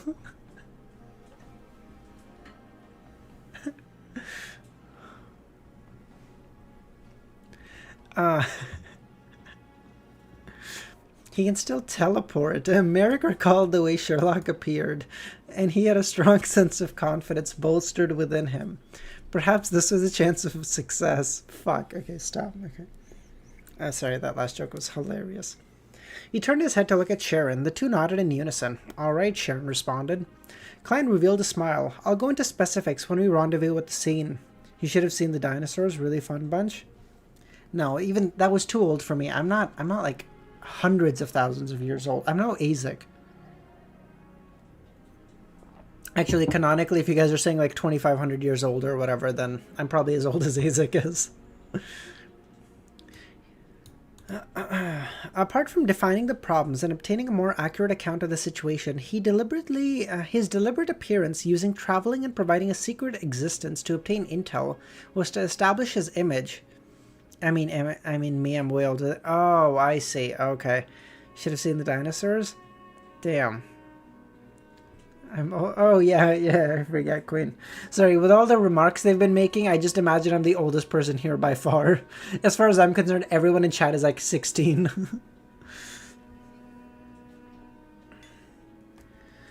It boosted the way they viewed him, giving him the ability to be in charge. As a marionettist, even without a marionette for the time being, he had to control others. To Klein, this operation was partly to help Sharon and Merrick, but also the hopes of him using this grand act and his directing of puppets to accelerate his digestion. Everyone here are literal fetuses. I love a username fucking censors Milosh's name. It has to be said that the immense amount of pressure of Amon's appearance in Backland and his recent interaction with the spectators allowed his marionette to gather greater understanding of the principles of his potion. With his marionette as lead, he could control his enemies to put on a puppet act in real life. His current idea was, even without a marionette, he could use his dominance language and the settings he designed, or a combination of them, to control his target, putting on a puppet act in real life. Marionettists weren't only controlled with spirit body threads. And what he previously did was a small attempt. Just like Aman, a small appearance is enough to put matters into motion. It makes me and Pala Zoroas appear to be waiting for him to signal with a wave of the conductor's baton. Klein sighed as he heard Sharon and Merrick answer in unison, "Okay." In the evening at Pritz Harbor, there were elegant gas lamps made of metal. They illuminated the streets with the lights they emitted. At this moment, most of the ships moored. The silence was the main tune of the sea. At the top of a warehouse, there were many wooden crates circling the area. 3 figures suddenly appeared from the void. They were none other than Sherlock Moriarty in his formal top hat, Merrick in his white shirt, and Sharon in her always regal dress. With the help of teleport, they directly traveled from Backland all the way here. There was quite a distance between them and the dock where the ships that carry the Tootness's mummy was moored at. Sayura, you're 13? I feel like you told me this. Oh god, maybe I shouldn't stream. No, maybe I shouldn't fucking curse on stream, dude. Holy shit. I'm actually... maybe I should be PG-13. Oh my god. Would you rather get 5 mil or ability to see 5 seconds in the future? I would choose the 5 mil, just because the 5 mil would allow me to do what I want. It would allow me to, be a full-time YouTuber. I could actually do this for real. That'd be awesome. I would love that. Curses while contemplates not cursing. Don't even try. That's how I think, bro. I'm sorry. This is why I said, and not cursing would be so hard for me, because it's literally just how I think in my head. Perpetual cursor. You can't understand. That's literally how I'm thinking. Like, when I'm formulating thoughts, I'm literally just thinking in, profanities. That's why, even when I go on, when Easy and I have our, volume end chats or whatever, or if we're just talking, I find it so hard to actually, to control myself, because, okay, it's on his stream, it's gonna go on his channel, he's much more, and even then, I will swear, no doubt about it, but, for me to tone it down, I have to, constantly be in my head, okay, watch yourself. How many seconds in the future would you consider taking this ability? 120.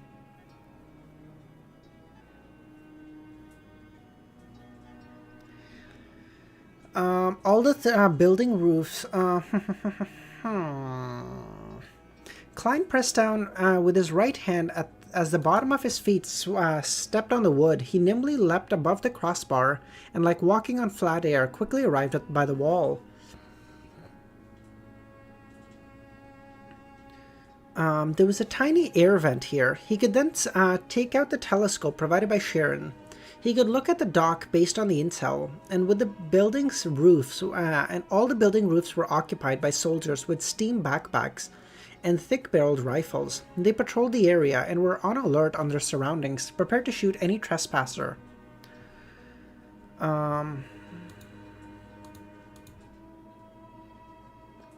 Sayur, become a boxer and use it to dodge every punch.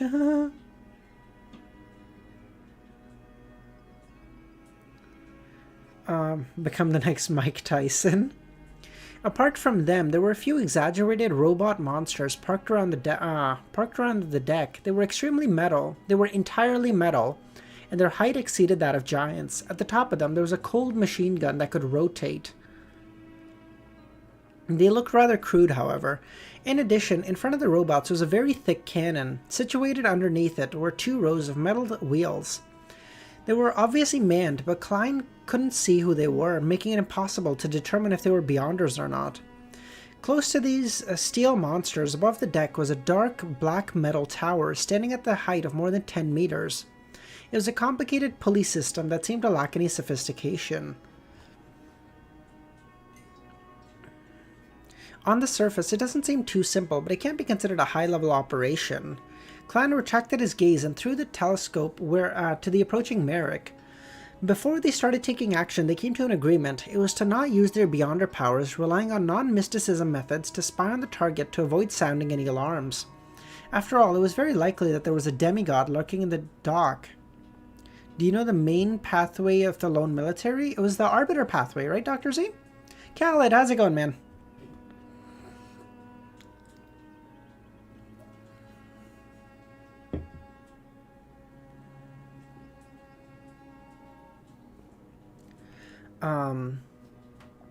Of course, Klein had adjusted the powers recorded in Creeping Hunger.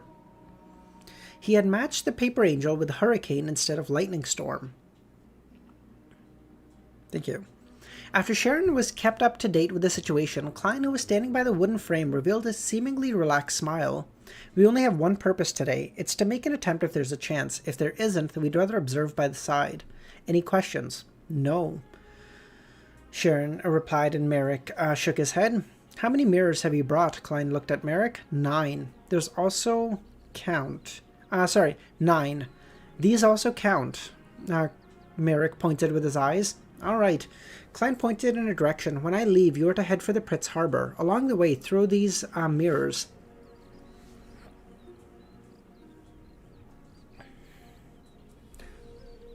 Merrick gasped, as though he wanted to ask why, but soon he understood Sherlock's intentions and nodded. I'll follow your instructions.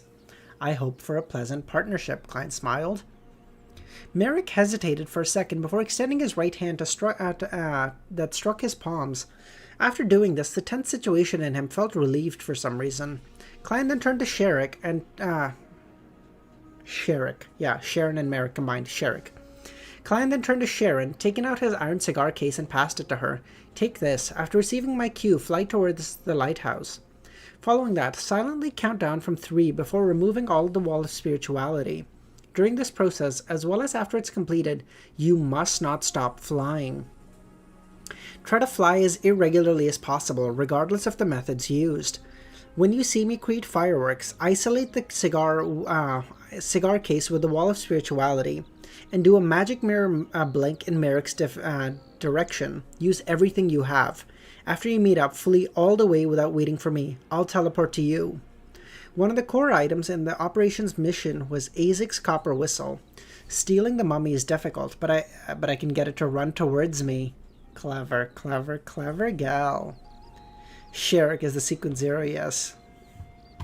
Okay, guys, I'm just going to take like a 2-minute break. I'm just going to grab some food from downstairs really quickly. I'm just really hungry. I'll be back in literally 2 seconds, okay? Use your brain to try to understand Klein's plan.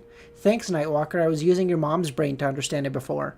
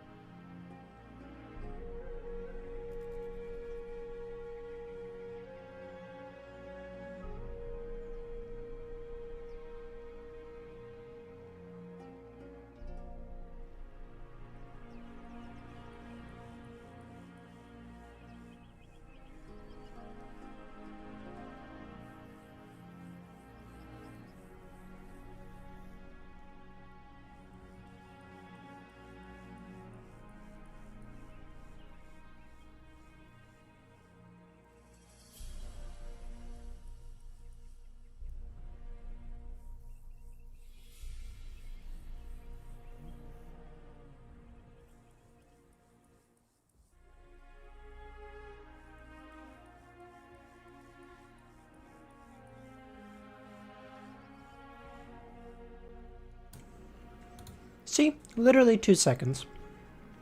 I don't know what the fuck you guys are on. What the fuck do you mean negative 8 seconds?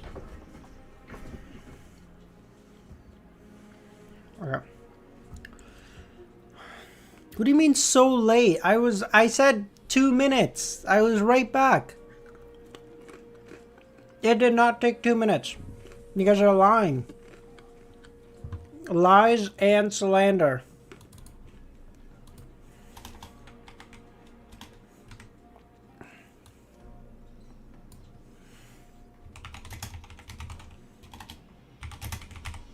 It's been 6,578 years. Yeah, no wonder I lived for so long, Merlin.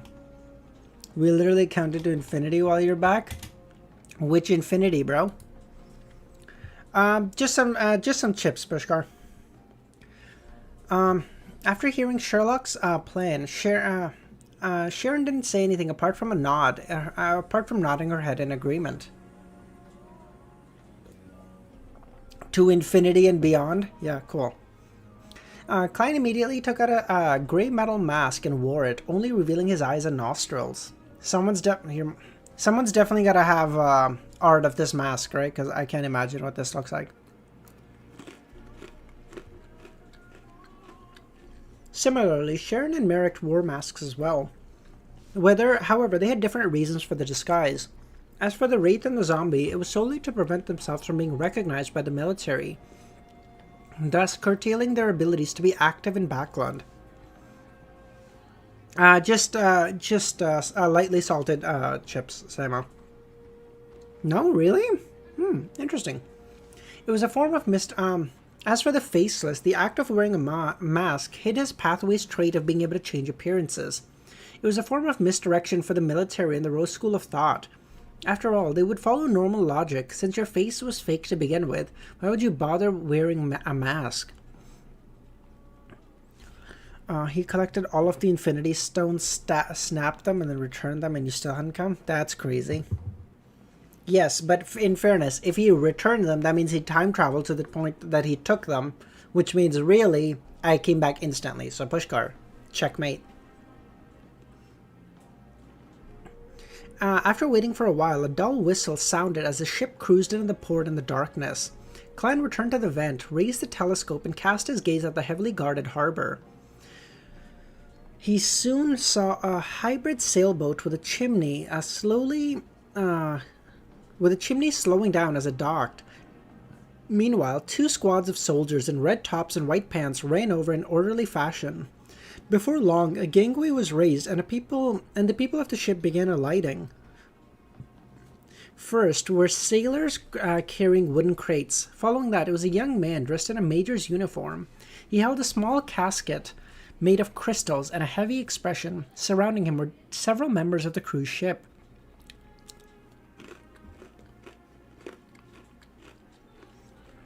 The crew was holding lanterns, illuminating the casket from various angles, thus accentuating what was inside. In it was a human skull with no flesh or blood left.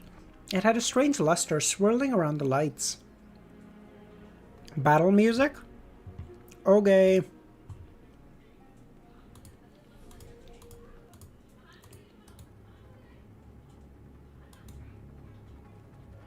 Hell yeah.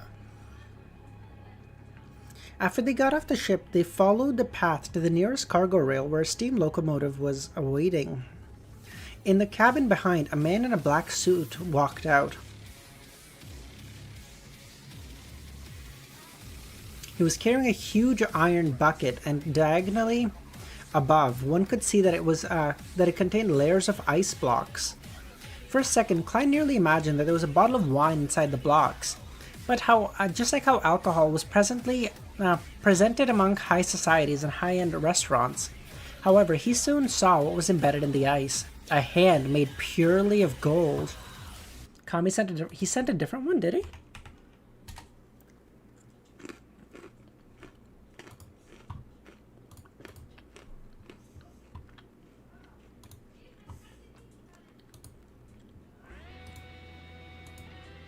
This is new. Okay.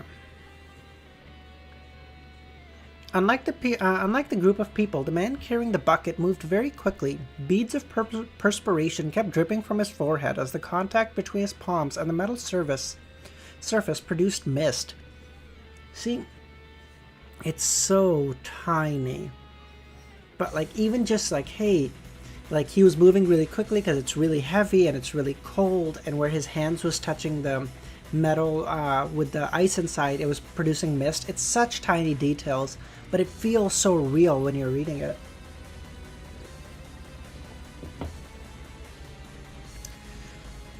He seemed to be worried that the ice would melt before he arrived at the destination. The military managed to plunder quite a number of sealed artifacts from the Star Highlands, Paz Valley, and Haganti Plains. Klein sighed poignantly as he waited for the Tunesis II sarcophagus to appear. After another 10 minutes passed, when situated in the distance, Klein, Sharon, and Merrick heard heavy footsteps.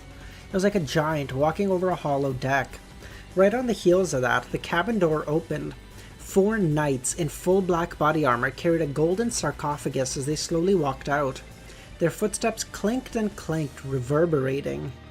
The sarcophagus's surface was engraved with symbols like strange birds, serpents, feathers, and masks. It appeared ancient and mysterious. With the rich flair of the ancient Highlands kingdom, it was none other than the Tunesis II's resting bed. Sounds of the metallic chains grinding against each other sounded as a pitch-black metal capstan slowly rotated, lowering the steel cables and hooked down. People began securing them against the corners of the sarcophagus.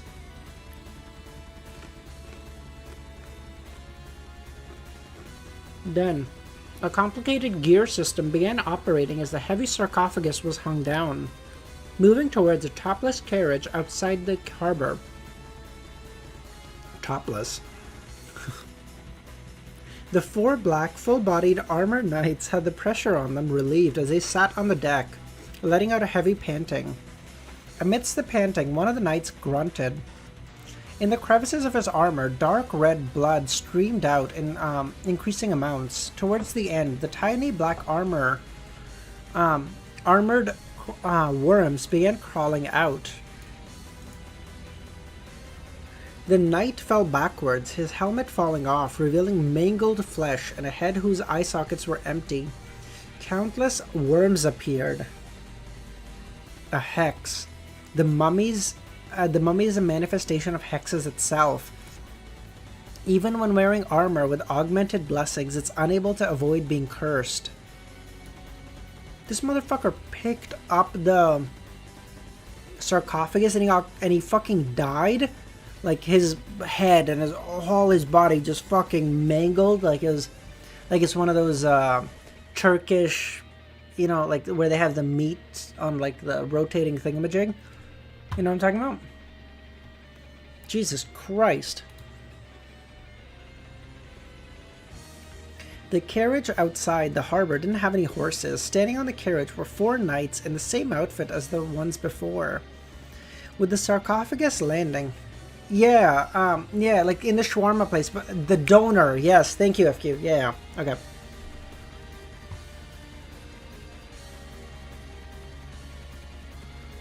Someone's death and food. 2 necessities in life, death and eating. So kind of works, Merlin, no?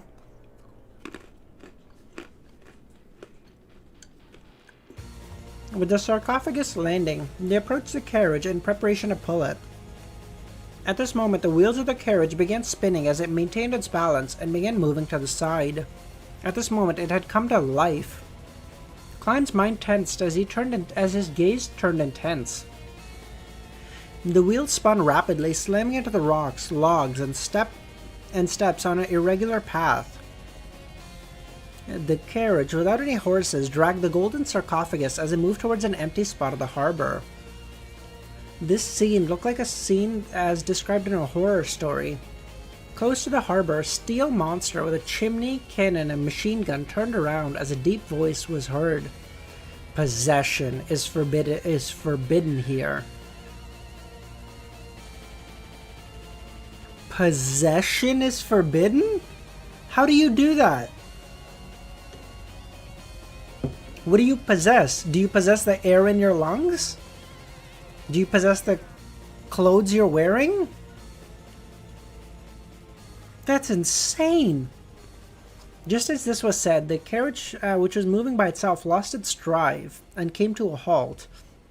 At the same time, a figure wearing a white robe with golden threads was outlined in midair. It had pale yellow, curled hair with its eye sockets clearly recessed. Its face was thin to the bone.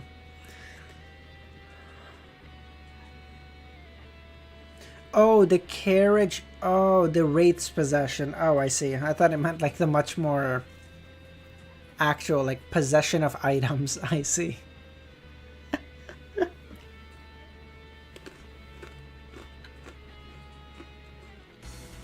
Does ZMR possess Klein? What's ZMR?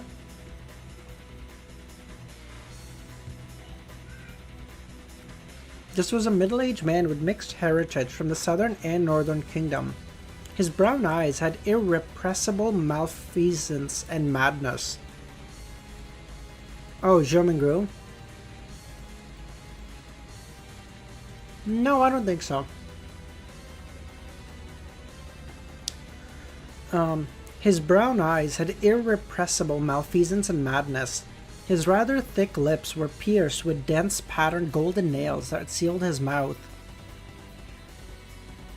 He exuded a terrifying feeling. He has nails through his fucking lips? This is some... Oh. This is like the... X-Men Deadpool.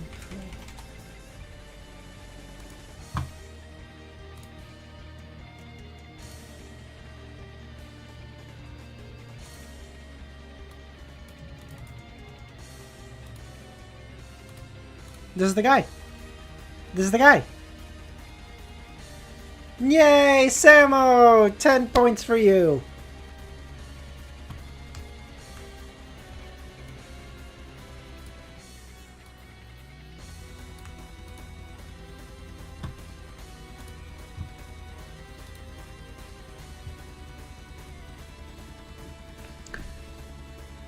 According to Sharon and Merrick's description of the characteristics and portrait, Klein recognized him to be the important member of the Rose School of Thought, Mamosi, who had the nickname the Silent One.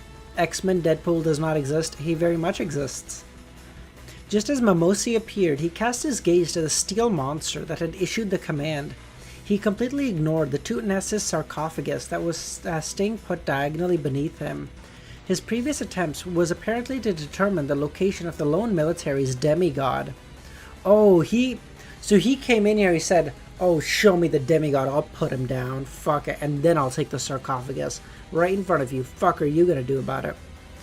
Yeah, I can't stop swearing, yeah, we can't be PG-13 around here, never mind. Yeah, sorry kids.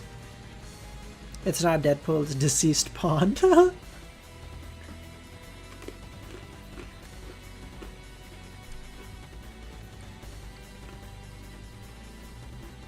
In a snap, Mamosi raised his right hand and pulled at the corners of his mouth. The golden nails that pierced through his lips shot out like bullets. Following that, Mamosi opened his mouth. Klein didn't hear any sound, nor did he see any light. He discovered the gigantic steam chariot seemed to warp like it was melting. In the blink of an eye, it transformed into a goat. It transformed into Michael Jordan?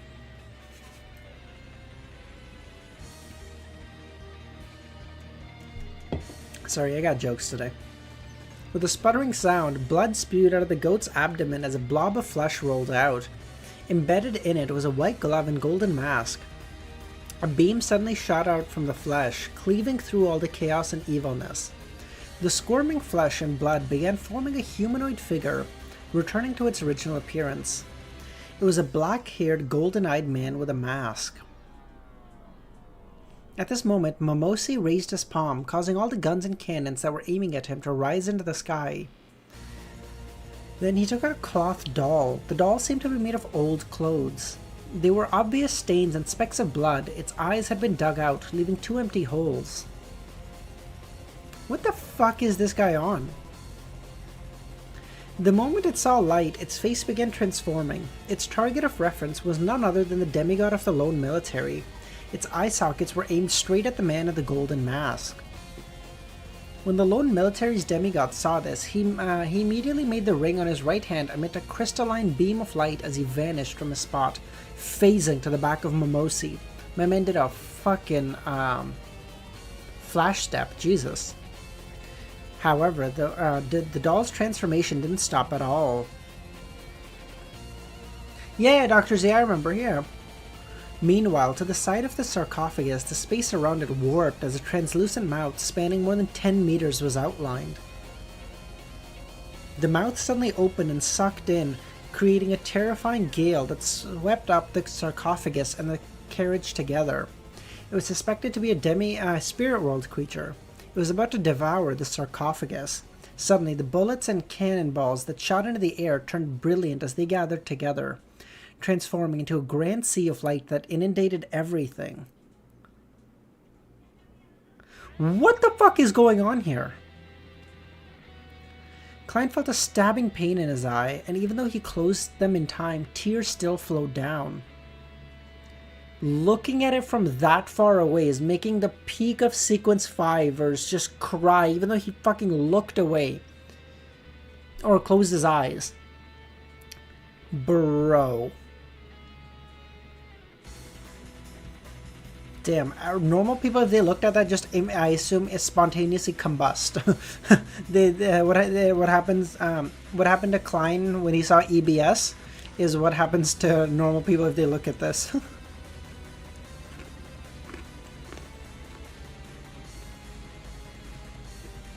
2 seconds later, he opened his eyes again and saw the spirit world creature that was only a gigantic mouth had disappeared. The two Nessa's sarcophagus remained silently sitting on the carriage. Mamosi's figure had blinked away to the other end of the harbor. The dirty metal doll in his hand had been restored to its original form, while the masked, golden-eyed man did a short distance teleport as he engaged in tight pursuit. And the spot where the two had were originally standing, a female figure in the black evening gown appeared. She too was wearing a golden mask, and on her head was a crown folded from thorns. Queen of Pain? What is her title? On the crown, a pure light quickly swirled, amassing an ocean. However, it was in a dim state. At this moment, Klein saw a hand wearing a black glove. It was hidden in the shadows, reaching out as it grabbed at the sarcophagus. The sarcophagus suddenly vanished, appearing right in front of the palm.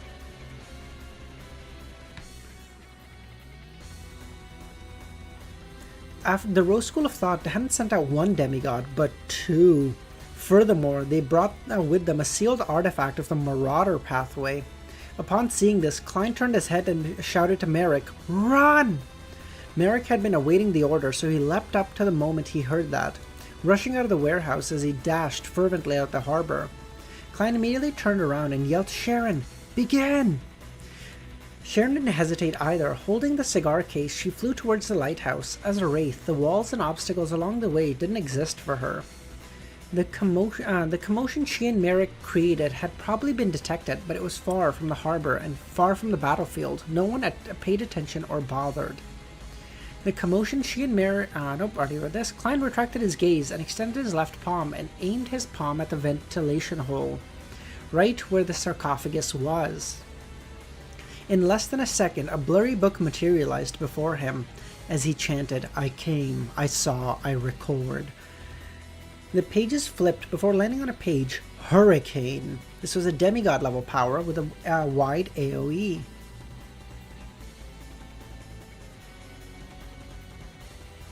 Nice. But how did... He aimed his palm at the ventilation hole where the sarcophagus was. Is he close to the sarcophagus or is he far away? I don't understand. Because I was imagining he was like really far away watching the fight. But then now how are his hands right where the sarcophagus is? I don't know.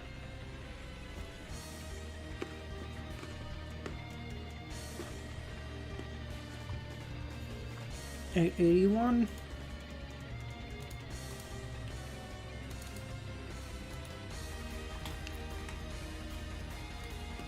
A play. My go. So what if demigods are at play here? The fool stands above them all.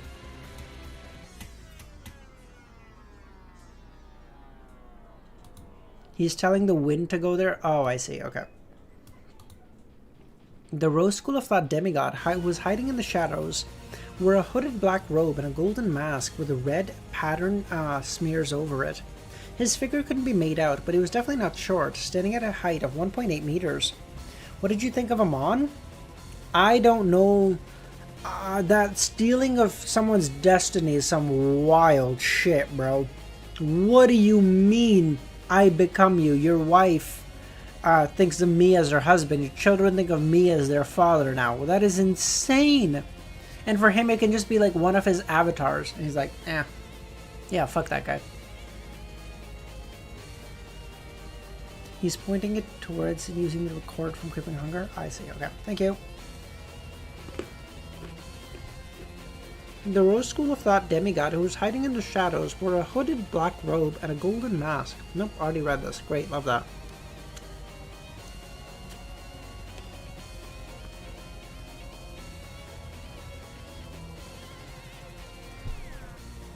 He used a Marauder sealed artifact to steal the mummy's sarcophagus, placing it before him. Immediately, he phased his body away and it drew out an extended form as he had turned into a thick black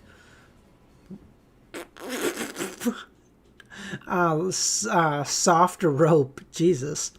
This transparent and nearly ethereal rope quickly bound the heavy sarcophagus in a bid to bring it into the spirit world.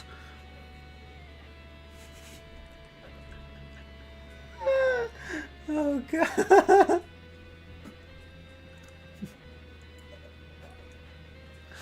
Oh, that is okay, sorry. I'm a child, I apologize.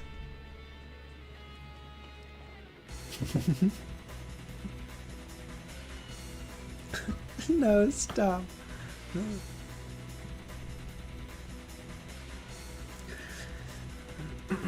At this moment, a strong gust of wind sounded in the Rose School of Thought's demigod's ears. They clashed in the air, forming an explosive stir.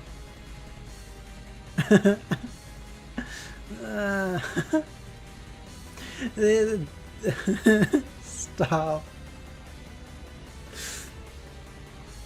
The mummy's golden sarcophagus was sent flying as the transparent rope around it unfurled, shrinking back into a humanoid form. This Rose School of Thought demigod floated diagonally downwards in an uncontrollable manner before turning into a wraith. No, an evil spirit's form. He allowed the intense winds to blow through his body without making any additional movements. He saw eddies in the air swirl upwards as an unrestricted hurricane suddenly appeared, sweeping up the rocks, gravel, trash, and other parts of the harbor's roof into the air. Even the carriage, which had been automatically moving before, flew up because of its proximity and was torn to pieces. Seemingly luckily, but in fact an expected outcome, the shadows where the Rose School of Thought demigod was hiding didn't have any lone soldiers and was far from the main path. The lady in the black evening gown and the crown of thorns was obstructed by the hurricane as her body involuntarily wavered backwards. She was unable to immediately rush to the golden sarcophagus that had been thrown up into the air, and she could only use her momentum to turn her body sideways, casting her gaze at the warehouse that stood far away. Immediately after that, she turned her head to look at the Rose School of Thought demigod because he wasn't affected by the hurricane. Confinement. The lady who was wearing a golden mask raised her left hand and grabbed at her enemy's figure. The Rose School of Thought demigod had a formidable spiritual intuition. As he sensed the danger with the help of his spiritual intuition, he did a mirror blink ahead of time, leaping into a piece of glass about 80 meters away. At this moment, the hurricane seems to stabilize and rapidly calm down. The items that had been swept up fell to the ground, including the sarcophagus. I just thought of something cool. Imagine if the anime episodes with Aman have a special outro where everyone is replaced by Aman. Oh, that would be really cool, Milosh. Bushgar! Alright, thanks for popping by, man. Have a great rest of your night. Just the fact that Aman can do all this, imagine what Seeking Zero Gods can do. I don't. Yeah, they can just do everything. I don't even know.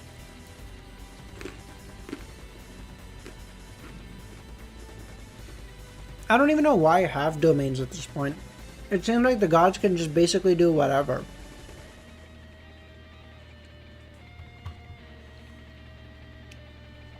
Bang! The sarcophagus slammed open a crater as it completely broke apart after suffering the wrath of the hurricane. The lid at the top flew open, scattering the golden gems that sealed the top layers of the sarcophagus. No! We wanted the gems!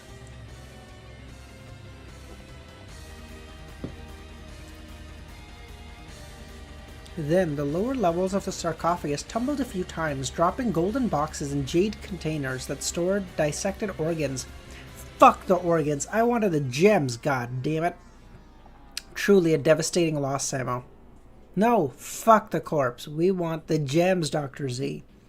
They want the corpse. And you know what? Fuck them. Take the gems and just leave.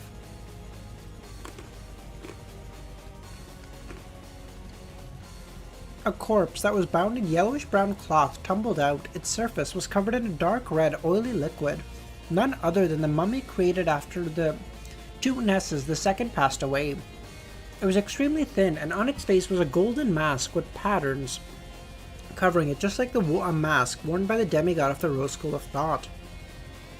Embedded in its eye sockets were two abnormally pure onyx gems. Onyx are those black gems, right?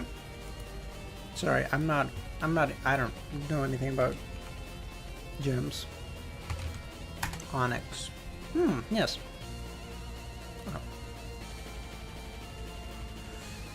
Oh. The moment the mummy appeared, the surroundings seemed to dim. The sarcophagus's main body stopped as red liquid flowed out of it, nearly soaking the soil.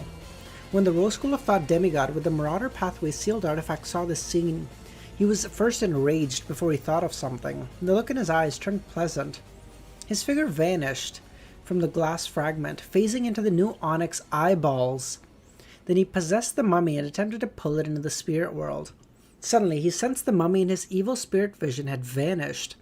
Simultaneously, the mummy with a slanted golden crown on its head bounced up, turning into an onyx-embedded face towards the only lighthouse in Pritz Harbor.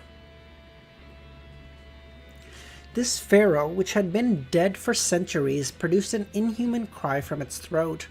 Bound with yellowish-brown bandages, it freed its shriveled legs and ran off. Azek's whistle. Very good. Very good. It seemed to be running towards freedom, but it had forgotten one thing. It was just a corpse. It should be lying down in silence. The mummy finished accelerating just as it began. Upon seeing this, the lady with the crown of thorns raised her right palm and aimed it at the mummy. "All the dead will receive their eternal peace," she said in ancient Hermes.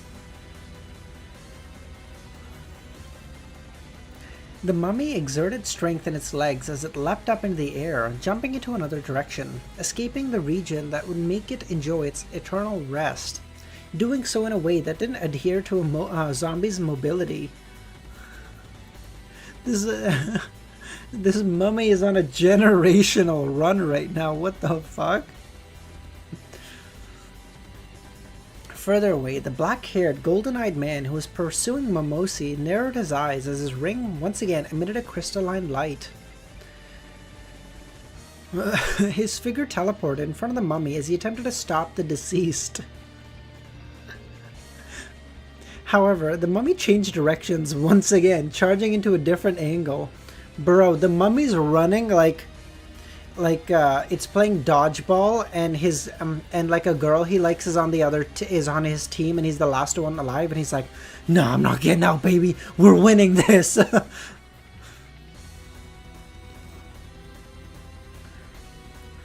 Well, thanks for popping by, Yark. It kept changing its direction, as though its goal was to approach the lighthouse by following an irregular route. Momosi's heart stirred as his body suddenly vanished, flashing onto a piece of glass not far from the mummy.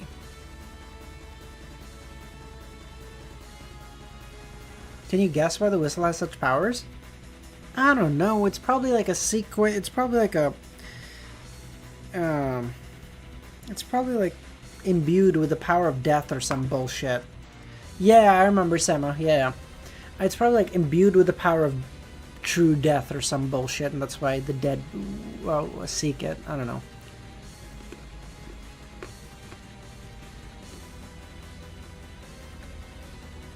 Mimosi's heart stirred as the body vanished, flashing onto a piece of glass not far from the mummy. He used this as a springboard and finally appeared in the 2 onyx in the eye sockets. Although the military's demigod had restricted possession, the Highlanders' kingdom's pharaoh was no ordinary item. It had some spirituality. Seeing his partner succeed, the demigod with the Marauder Pathway artifact didn't hesitate to extend his left hand, aimed it at the lady in evening gown, gripped his hand into a fist before turning it into a half circle. The lady immediately felt her thoughts go adrift. Following that, she was bound tightly by her own gown. At the same time, the lone soldier far away on the warehouse rooftops found it difficult to control their rifles as they aimed it in her direction and pulled the trigger. The steel monsters with thick cannons also unleashed their cannonballs at the lady.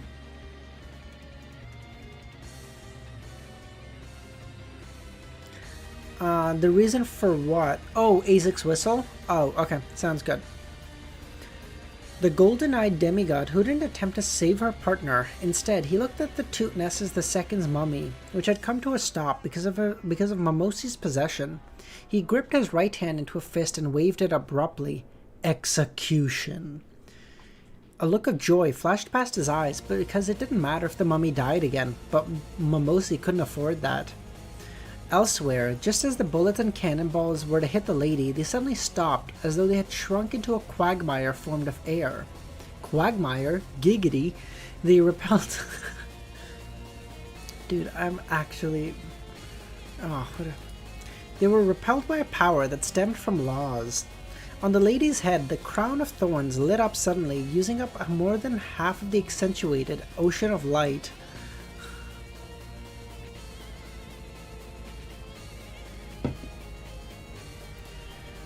The brain rotted.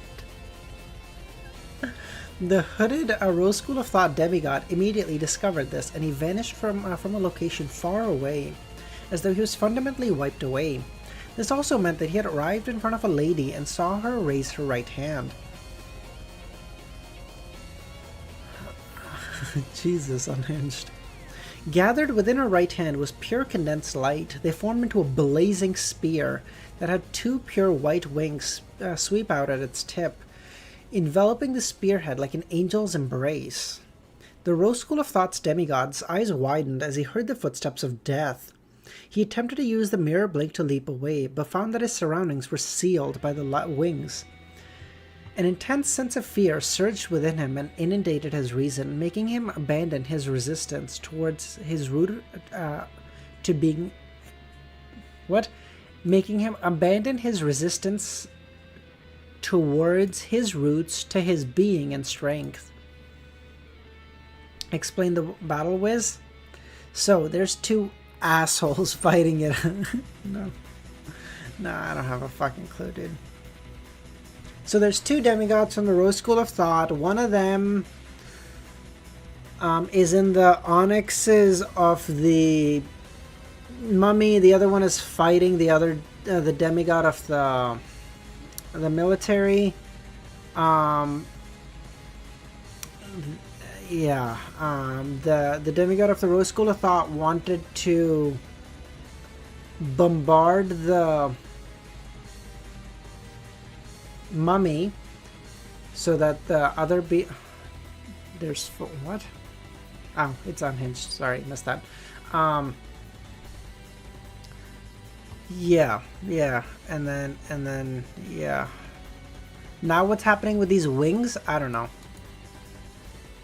There's 4 demigods. I only count 3. That's 4. Are there 4 from? Are there 2 from the military as well? Or is Kami fucking with me too? I don't know.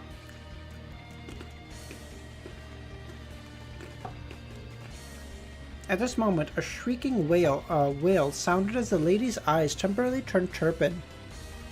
2 from the Rose School of Thought, 2 from the military? Oh, okay. Where's the second one? Where's the second one from the military? What is she up to? The blazing spear in her right hand deviated to the side as it failed to maintain its stability. It collapsed into a gorgeous blast of light as it was swept away in the air like a hurricane. For now, the military is upper hand while the mummy is running for the copper whistle. Okay. Thank you.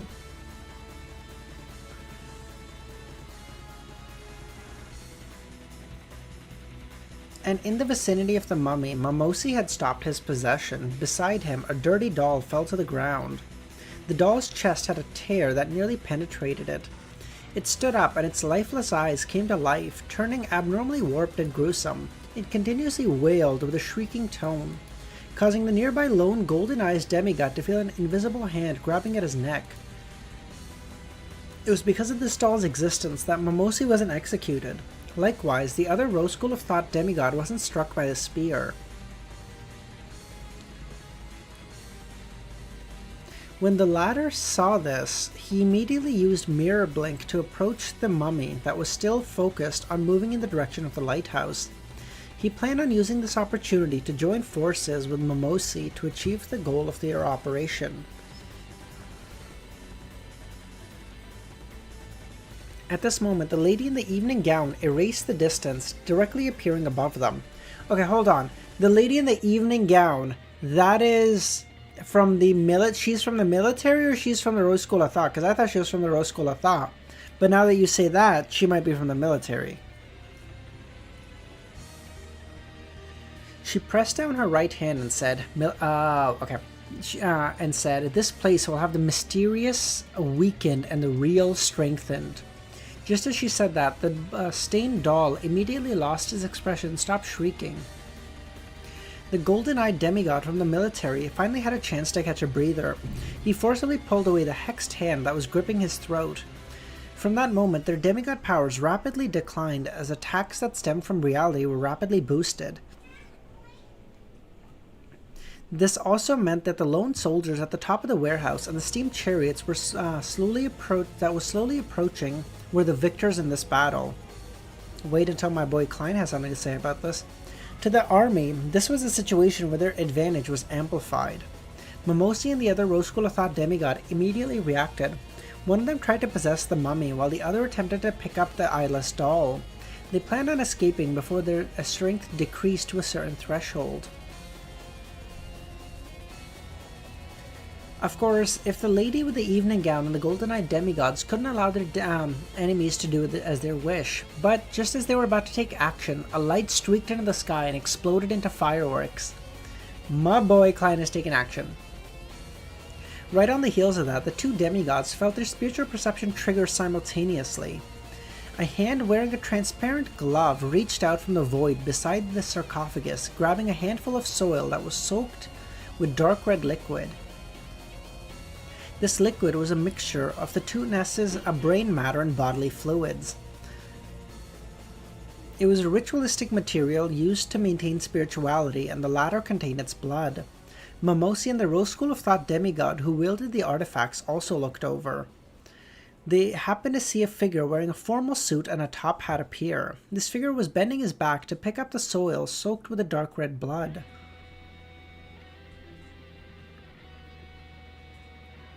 Why is Klein going after the soil and not the mummy? Is he just saying the mummy's a foregone conclusion and we can't get it? During this process, he kept his right hand to his left breast, as though he was bowing towards the demigods.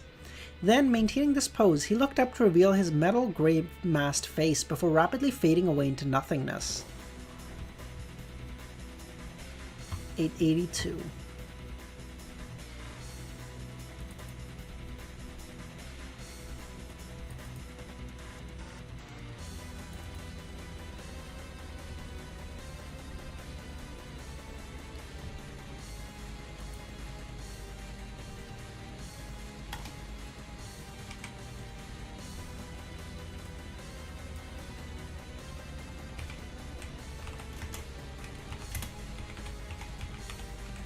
don't understand.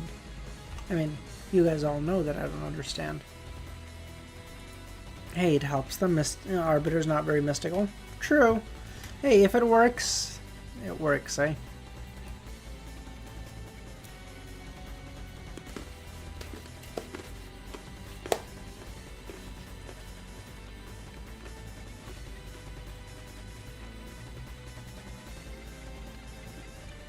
Yeah, Khaled, we do.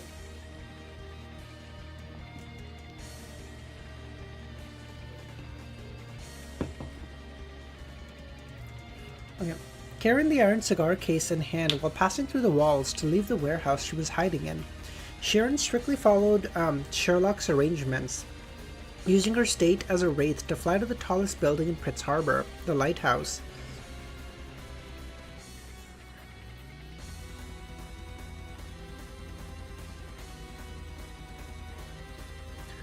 Right on the heels of that, she silently counted down 3, 2, 1. Before she could gather her thoughts, Sharon's ears resonated with an intense boom. The harbor in the distance seemed to be swept by a terrifying hurricane. The only one we know of that can make sonic booms was Jan Kottman. Is he coming? She held the iron cigar case in her left hand as her nails suddenly grew sharp before stabbing into the walls of spirituality, completely destroying the invisible isolation with an attack filled with the wraith's spirituality. A sudden gust of wind gushed outwards in every direction,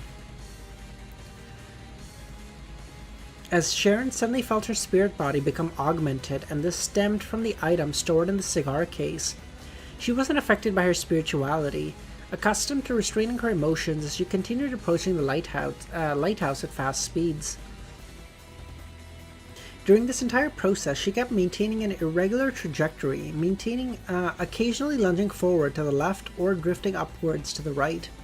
At times, she would rely on the mirror blink to leap onto a different trajectory before continuing her approach to the target. This made it seem like she was dodging an invisible and terrifying enemy, but Sharon knew very well that nothing was chasing her, nor was she locked on by a distance attack. She felt as though she was performing a one-man show. Very good. Okay, even that internal realization is probably helping Klein digest his Marionettis potion. However, she didn't have any doubts, nor did she waste any time to observe her weight. She pretended that within the surrounding air was the Silent One, Momosi, and the Alone's military demigod, doing her best to dodge and slip past them.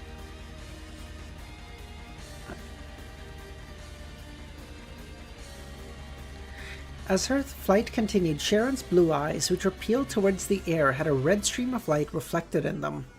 It flew from above, suddenly blasting apart, turning into beautiful fireworks. Sharon immediately retracted her gaze and used her wraith fingernails to spew spirituality and reform the wall of isolation. She leapt towards the path Merrick had laid out. There were different shattered mirrors placed at different distances in periodic manner. With her dainty bonnet and black dress, her figure kept flashing to them, and soon appeared in Merrick's eyes. She then lightly took a stride out, the iron cigar case in her hand, already encased with a wall of spirituality. Merrick and Sharon didn't converse, nor did they exchange looks. It's as though they were being pursued by an invisible monster. They didn't dare stay put. Frankly speaking, they had a general idea about the role that each of them played. After all, Sherlock had once attracted zombies and shadows with a whistle. As for Sharon's mirror blink, the two of them knew its traits well. However, they couldn't imagine how everything would develop. They had no idea how the detective with many secrets would be able to steal the mummy underneath the watches of 4 demigods. It wasn't a situation where the mummy could run if it wanted. The demigods were bound to stop it. Marin and Sherrick, yeah. At this moment, a figure materialized. He wore a black formal suit and a half-top hat. His face was covered in an iron-gray mask, and in his hand was a handful of dark red soil and dark brown book. It was none other than Sherlock. Merrick slowed his pace as he allowed the detective to smear the soil onto the book before pocketing it and Is he putting it into Grozel's travel? Is that what that is?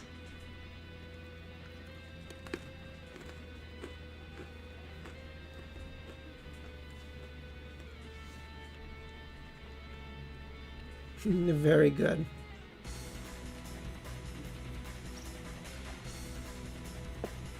However, he didn't discover the mummy. Did it ultimately fail? Having been mentally prepared for failure, he sighed as he watched himself, Sharon, and Sherlock fade away and vanish.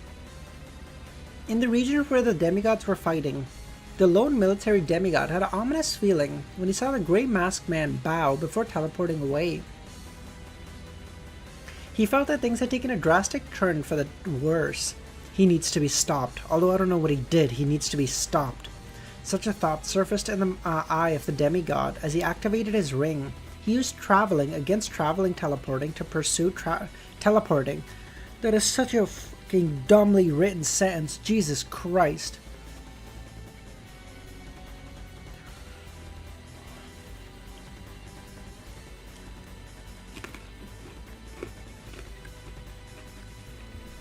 However, in this short span of time, he realized that he was unable to lock onto the person's aura.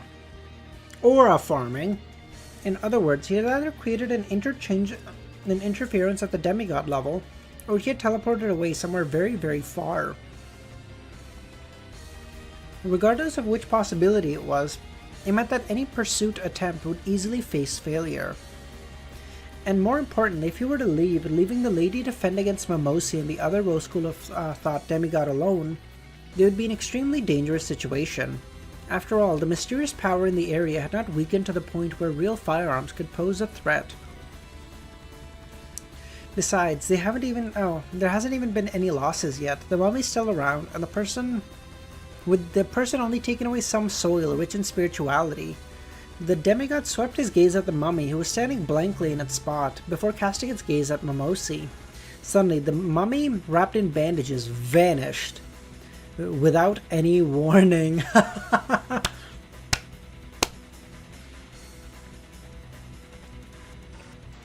So good.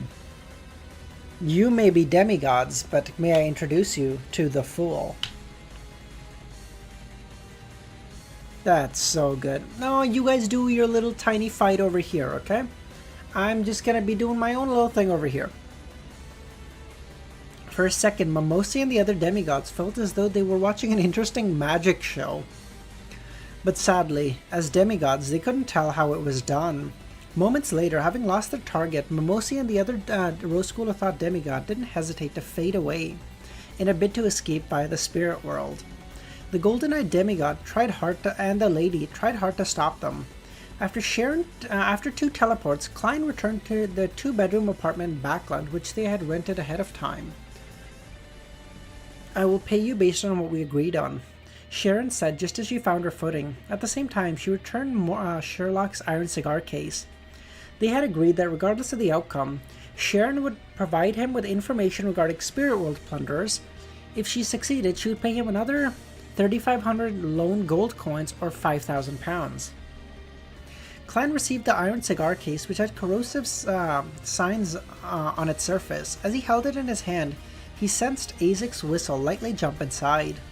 He put it away and gave Sharon and Merrick a whistle. May I trouble you to wait 5 minutes? His tone is firm. It's as if he's succeeded. What can he do in 5 minutes? Merrick was filled with puzzlement as he walked outside. As for Sharon, she floated through the wooden surface. Merrick quickly reined in his thoughts and followed closely by walking out the door. Klein maintained a smile as he watched. He then teleported to another cheap motel in the East Borough. He had disguised himself to rent this room in the afternoon. Right on the heels of that, he took out the book with a dark brown cover which was stained with dark red mud stains. Grozel's Travel. Inside was the mummy's sarcophagus. As long as the blood still had spirituality and hadn't coagulated, smearing it across the surface would allow the target to be pulled inside the book world. And inside the mummy's golden sarcophagus contained such a blood.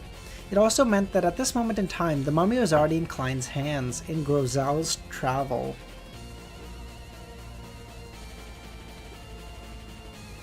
After hearing Merrick describe the procedure to make a pharaoh a mummy, he came up with an idea. It was to use the corpse's attraction to Isaac's whistle as spirit body threads. He then controlled the mummy and used this marionette to lead the demigods away from the vicinity of the sarcophagus. He then did this so that he could teleport over to retrieve some blood.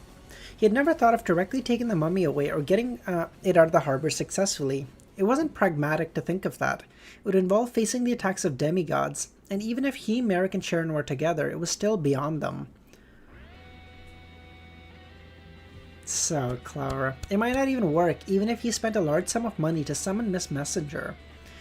Therefore, despite Azek's whistle and the mummy's reanimation appearing to be the golden plan, it was in fact a simple method to manipulate and misdirect.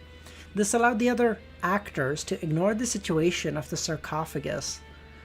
Truly, bravo, well done. I didn't even think of that.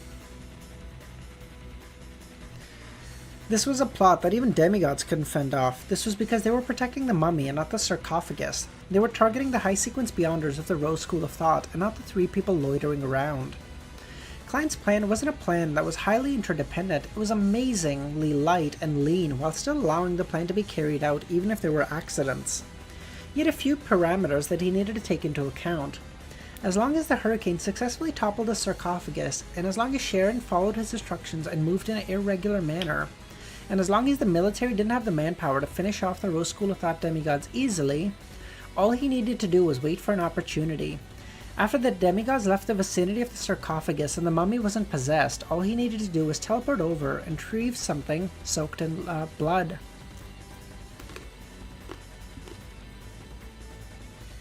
Actually goated, Queen. Holy fuck. This didn't need him to worry about the exact developments of the battle. He didn't care who was winning or injured. He didn't need the mummy to run to a certain distance to consider a victory. As long as it started moving and became difficult to be caught, there was no problem. Towards the end, his bow was partially to make it easy to scoop up the soil as a courtesy call, and also to press Grozel's travel to his chest. If any accidents happened, he could pull it out and use it as a shield.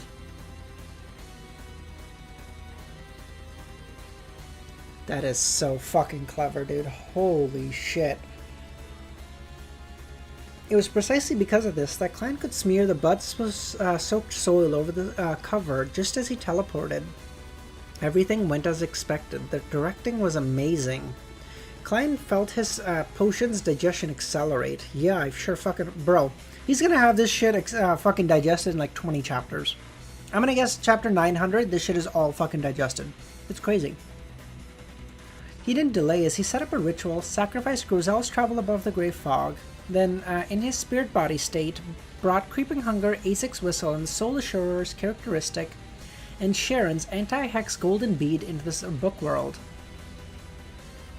Keep in mind, Cuttlefish probably came... Yeah, I know. He's probably just gonna be like, oh yeah, you know, I actually didn't think of any of that until I started writing it, and it just came to me.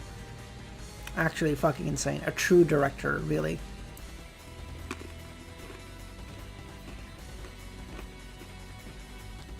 In the book world, just as Klein appeared in the city outskirts, he immediately took out the remnant parts of the dark red soil and picked up a withered branch. Using rod divination, he found the mummy. He was worried that this manifestation of hexes would harm the residents. Although the book world didn't have any lack of Sequence 5 characteristics, and the mummy remained in a muddled state having lost the stimulus from Azek's whistle, it was still a demigod when it was alive. The hexes that its corpse produced after its death were bound to be extraordinary. Even Klein didn't dare approach if not for the anti-hex golden bead. Of course, Klein had also weighed the consequences before deciding on using Grozel's travel to steal the mummy. His previous experiences and the encounters of the others had proven one thing. Outsiders would not appear before the natives when they entered the book world. It required exploration before any contact was made. Especially so for the first time. If it was a Sequence 7, he had to... Actually, he used... No. Oh yeah, he used, in this sequence...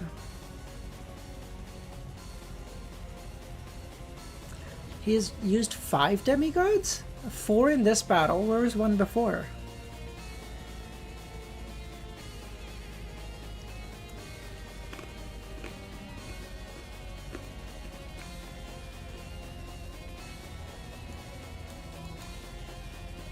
The demoness. Oh, I see.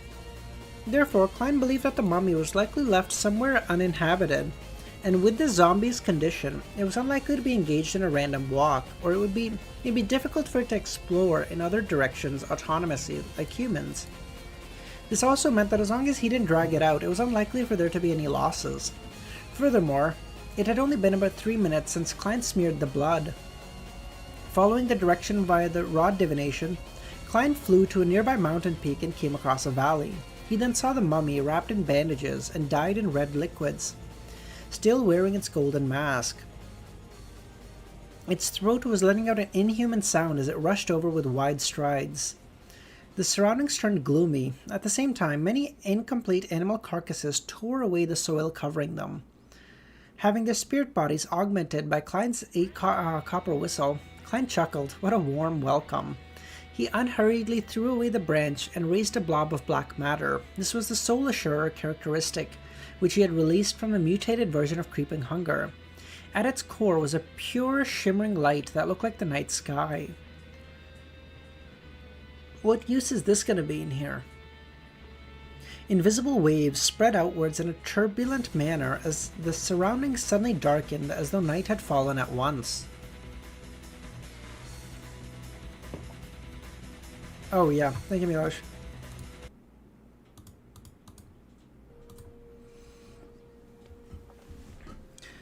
The serene and peaceful feeling was accompanied by the fall of starlight. The animal carcasses turned sluggish before collapsing and returning to their eternal slumber.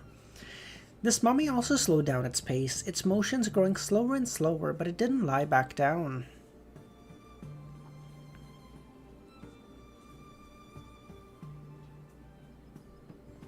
Directly using Beyonder characteristics isn't very efficient at all. Furthermore, the negative effects are nothing trivial. Klein couldn't help but cover his mouth as he yawned. He made Creeping Hunger turn pale and become dyed with a gloomy green. This was the power of a zombie to control the deceased in front of him. These two characteristics stacked together finally calmed the mummy down. With embedded onyxes for eyes, it slowly walked to Klein's side and stood there silently, as though it was the most professional servant. Unfortunately, it has hexes. From inside the spirit body, Klein immediately took out the golden bead with the styles of the ancient Highland kingdoms. On its surface was a deeply engraved bluish-green pattern. It came from Sharon and was specifically prepared for the mummy. It could effectively suppress and put an end to the hexes. Otherwise, how could a wraith dare to cast her sight on a pharaoh? After twiddling the golden bead, Klein made the mummy open its mouth before stuffing the bead into the mask's gap where the mouth was. In just a few seconds, the gloominess of the surroundings vanished. After doing all this, he returned above the grey fog. This mummy had already become a zombie, allowing him to release it like he did with the former marionette Signor. There was no need for him to store it in his body. After doing a bestowment, the mummy, which was rich in spirituality, arrived in the cheap motel. Hello, Mr. Pharaoh. Welcome to this 21st century really cheap, shitty motel. Hope you enjoy your stay. After Klein cleared up the traces, he reached out his right hand to grab the mummy's shoulder and teleport back to the apartment where Sharon and Merrick were. After taking a look at the oil-stained bandages and the dark red liquid, Klein retracted his right hand and switched to using his gloved left hand. What would you prefer, Lord of the Mysteries or other anime battles? It depends, Nightwalker, is kind of the point where in Lord of the Mysteries, I think this kind of fighting sense makes the most sense. I think for Klein, his whole thing is being distant, orchestrating others to do as much of the work for him, and then he comes in to do the last little bit to put in the cherry on top, so to speak, and then everything else is done by everyone else. You convince them that they're doing it for their own good, but they basically bake the cake in different parts for you, and then you just pop in, put the cherry on top, and you're like, my cake, so based, right? That works for Lord of the Mysteries. For other stories, it's much more hands-on. I don't think that would work in Lord of the Mysteries because that's not who Klein is shown to be. Again, truth be told, for me personally, I do prefer much more fighting, much more physical stuff. So it feels much more like, I don't know, real to me that in that way. But for Lord of the Mysteries, this is good. Would I prefer other anime fight scenes in general? Fuck yeah. But for Lord of the Mysteries, this is what fits it best. Please reread the fight screen off screen one more time. Okay, sounds good, Dr. Z. I will. Okay.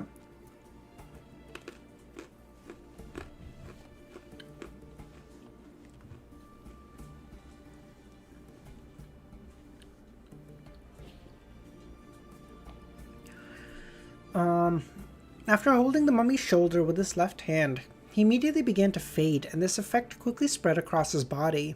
In just a flash, Klein and the mummy returned to the apartment from before. He wasn't in a rush to open the door to present it to Sharon and Merrick. He then took out his pocket watch and opened it. 36 seconds before it's 5 minutes. Klein made the mummy pull out a chair and sit down leisurely. After a while, he heard a knock on the door and said, "Come on in." When the door creaked open, the thin figure with a golden patterned mask was reflected in the duo's eyes. This figure's onyx gems shimmered before it swiftly lay on the ground.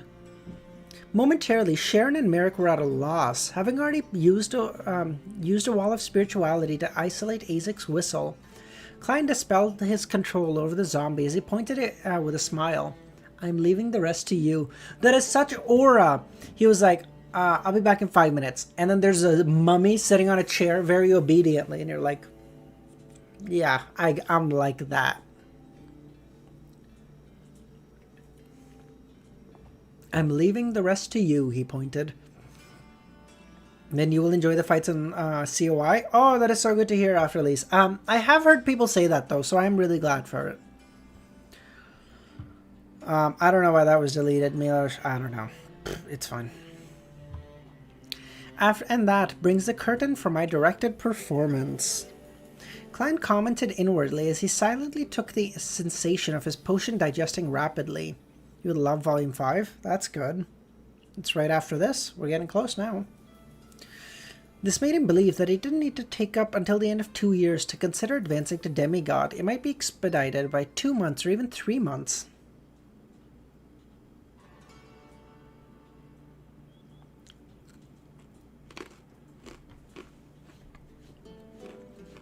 Volume 5 is your favorite? I feel like for most people it's 6, though. No? Furthermore, with this digestion, the number of marionettes he could hold finally rose to 2, and his limit reached to 200 meters for control. Faced with the enemies with the same level of spirit body as his, gaining initial control of the target and completing conversion could be reduced to 10 seconds and 150 seconds. Ah, very good. The range has also been expanded to 10 meters. You really succeeded. Merrick's eyes lit up. He couldn't have imagined that they succeeded. Sherlock had managed to successfully steal something that 4 demigods and 2 terrifying artifacts were vying for. Furthermore, this gentleman had previously returned empty-handed. Could it be that the mummy delivered itself? No, not really.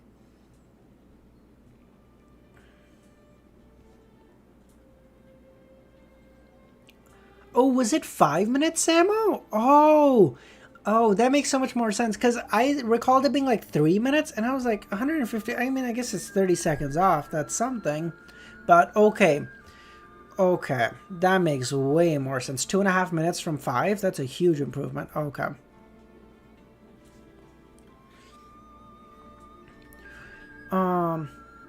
Deep inside Sharon's blue eyes, her emotions were concealed, and they were completely calm. She scrutinized the target. After confirming that it was the pharaoh mummy, she cast her gaze to Sherlock, who was seated with his legs crossed. "Thank you. I'll mail you your payment. I wish you, all the best in everything," Klein replied. He then silently had a poignant thought. If Sharon successfully advances to Sequence 4, it means I'll have an additional demigod helper. The saying from the Foodaholic Empire is apt. Rely on your parents at home. Rely on your friends when out. The more demigod level friends, the merrier.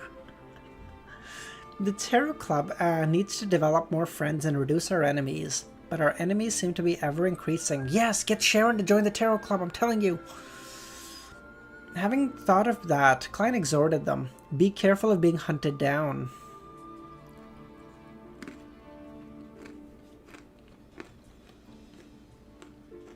The mummy had too many of its items in the military's possession. It was simple for them to use beyonder methods to track it down. Klein's paper angel interference was only effective for a short amount of time. Of course, he believed that Sharon and Merrick were prepared, otherwise they wouldn't have their eyes set on the mummy. What would be her card? Oh, that's a good point. Let me finish this chapter, then we'll do that, okay? Wait, are we on 880? What are we on? Is this 2 or 3? Oh, wait, I need to read one more chapter. Okay, hold on. Okay, let me finish this one, then we'll do the card, and then we'll read the last chapter, okay? If it's Danitz, he would most likely say, it didn't cross my mind. Klein did a comparison with a particular hunter that he knew. Sharon nodded, indicating that she would take note. Then she made the mummy into her zombie and brought it into the spirit world. Thank you for your help. Merrick, who stayed behind in the room, exhaled, bowing at Sherlock. Following that, he left the room, removed his disguise, and blended into the crowd in the East Borough. During some point, Klein remained sitting in his chair as he silently watched them leave. At some point, his figure also vanished. In the apartment near Pritz Harbor, the lone military's golden-eyed demigod entered and said to his partner in the evening gown, "Nothing for now." As expected. If he wasn't certain of success, that person wouldn't have come in to steal the mummy. However, we can relax our investigation. Those fireworks, those masks, those clothes, and that taunting bow should give us something. She was certain that the mummy's loss wouldn't be done by the two Rose School of Thought demigods. If it was part of that plan, there was no need for them to carry out that step where they were only when they were in dire straits. They almost failed to escape. I had a premonition that something would happen, but unfortunately, we didn't work with the churches for this operation. We just didn't have enough manpower. Have you figured out the method the mysterious person used? The lady shook her head. Perhaps the removing of the soils. Perhaps the removing of the soil with the mummy's blood is a ritual. That is a very cunning person who's good at deceit. Nice. Yes, he's a cunning person who is good at deceit. Major Arcana Tarot. Great. Now let's do which thing I think Miss Bodyguard would be. Okay. Let me just, you know what? Let me just go to this so I'm not in here anymore, because otherwise I'm blocking something off. Okay. Not the Fool, not the Magician, the High Priestess maybe, the Empress also. But that seems very not her style. That would be very center stage, and it doesn't feel like she would be very center stage. The High Priestess feels like it suits her better. The Hierophant is like a fucking, it's like a magician, or no, not a magician, but like a magic person sort of thing, right? Is that what that is? Or am I just making this up?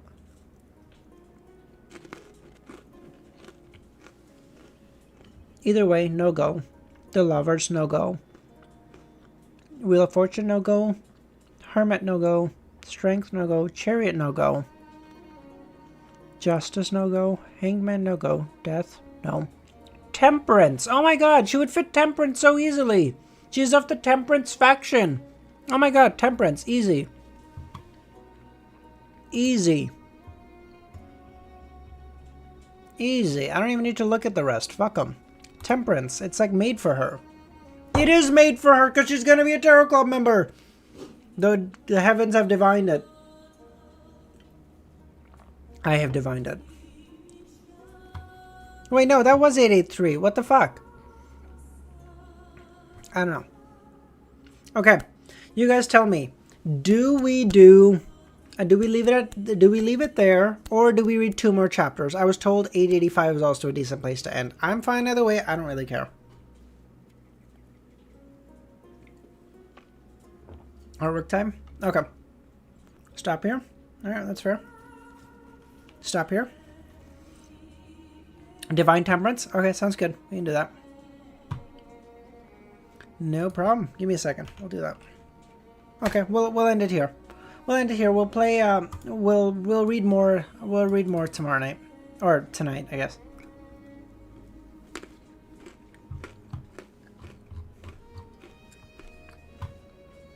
By the way, if you guys are not in the Discord, consider joining. It's a great time. We're also very close to 200 members. I don't know. I think we're at like 190 something. I don't know. What the fuck clip did you guys take today? Fuck the Jesus.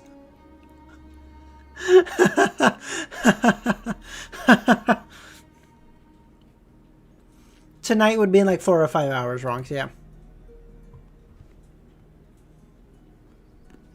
Artwork. No, Milos, no, you can't do this to me.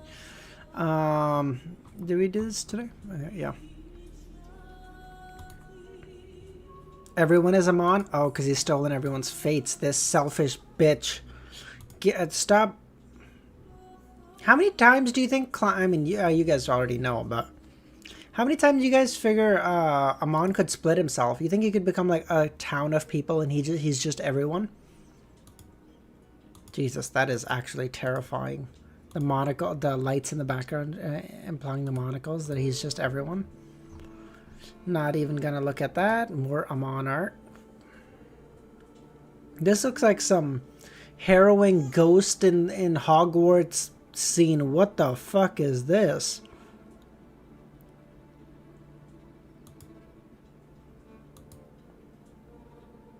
How does this monocle even stay up? There's no like... There's nothing on his nose bridge. Is he keeping it up with his aura? What is happening? Oh, okay, there is something on his nose bridge here. Okay, we're fine. The red is a nice accent, though. It feels very nice. Magic in it, yeah. Jesus Christ, you sadistic fuck. Why are there flowers in the fucking skull? Jesus. You do not know how monocles work? No, I've never had one. No, I don't. I would assume there's like a thing on the nose bridge that keeps it up, though. What the fuck? This doesn't feel like Aman. Am I crazy? Like, his facial structure doesn't feel right. Even though most of it's covered, it doesn't feel right. I missed one? Okay, I'll take a look at it in a second. This feels too happy. Aman feels like he's never happy, you know? Like his child comes to him and he's like, Dad, I got an A+. And you're like, I see a 98%. Where'd you lose that 2%? And you're like, ugh, Dad, you suck. You know, that sort of thing. Look at him. He doesn't feel like a happy guy.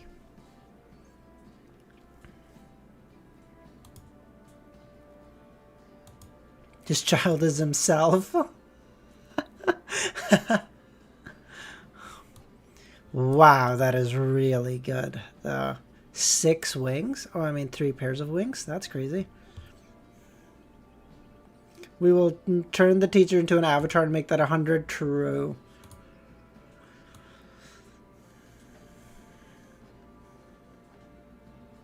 Why is he bartender? So he can steal more people's fates? Even though, but he doesn't want to use his power, so he's going to use alcoholism to do it? You evil bitch. He's like, I'm not going to become your husband, but you're not going to be your wife's husband anymore either. Yes, holy fuck.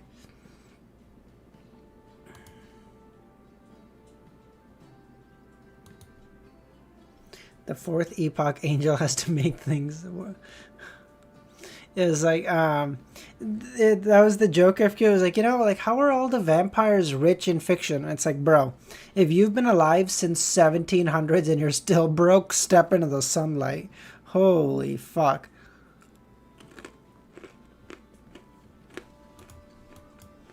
Why is the monocle cracked? Implying that his power is slipping. You've been alive for 2,000 years and you're still a demigod? God, kill yourself, you fool. Would he still be taxed? I doubt it. Who would tax him?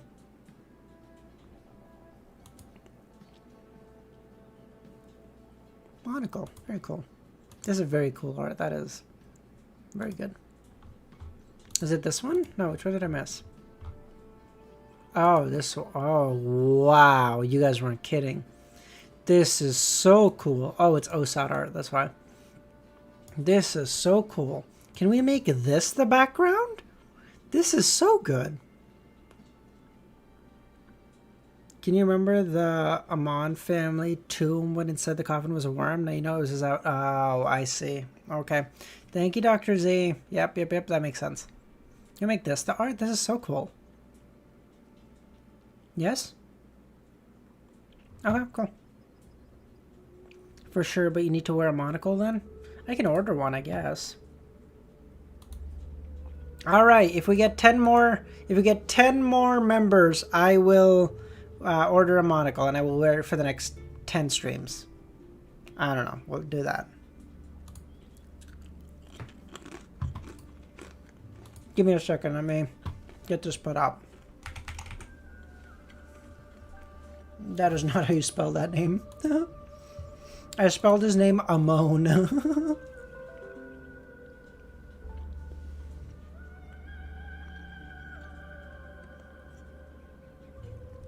But it can't stay on his face. What do you mean, Kami?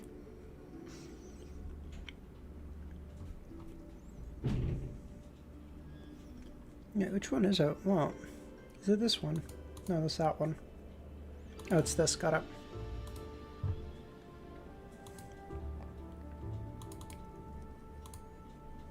What the fuck is happening here?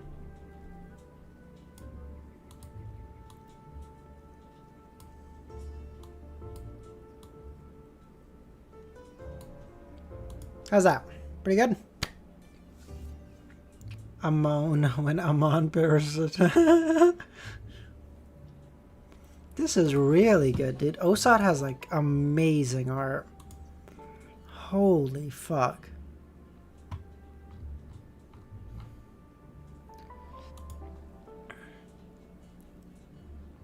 The crow looks like it would peck you. Only if I do mean stuff, you know. It's fine. I just gotta be a good boy, and then we'll be okay. Do you think that Aman ever parasitized a demoness and messed with people with the fact that he was a man? Better question. Do you think Aman ever parasitized a demoness and did some questionable stuff with himself?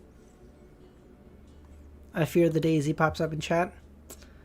Sussy Among Us. Love that. Love that. Very good. Holy fuck, you were not kidding with more Aman art. What the fuck?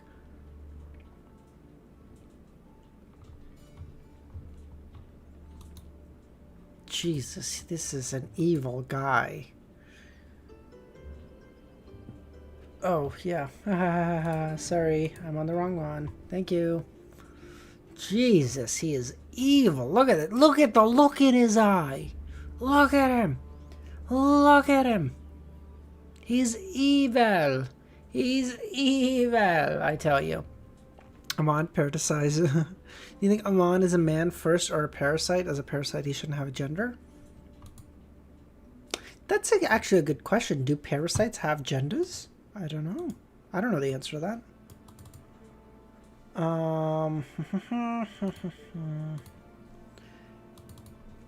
Do parasites have genders? That's a good question.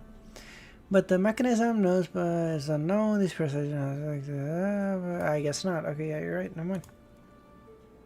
Just curious.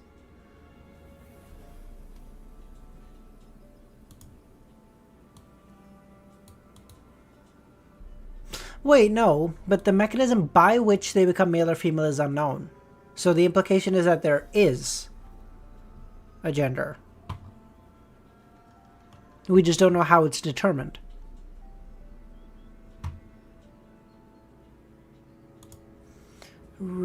Yeah, but if they reproduce... But they can switch to sexual reproduction to encourage diversity. I don't understand. See, this is why I didn't take biology in class, in uni, even though my parents wanted me to. All animals have gender? That's not true at all. Hey there. Hello, devil. This is cool. The lightning in the background implying that he's in the land forsaken by gods. Very nice. Wow, that is... Man, if this was a higher quality, I would definitely put this up, too. This is amazing.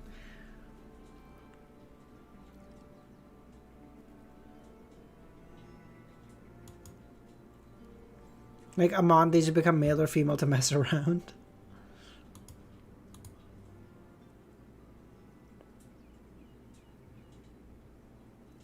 How is... What is this? Is his fucking... What is his coat made out of? The shimmering, like, fucking astronaut material? What the fuck is this?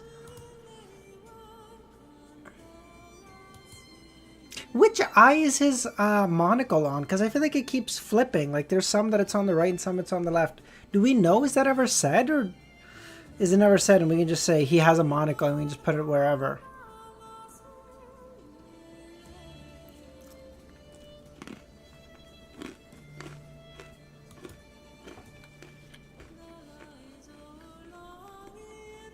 Right? Okay. So this one's wrong. Okay.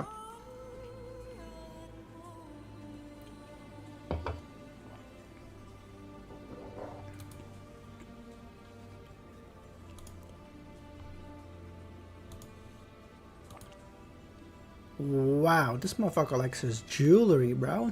Goddamn. Bro, he's so evil. He has photos of himself. Even that one that just cut off has a monocle. He has photos of himself. He's such a narcissist.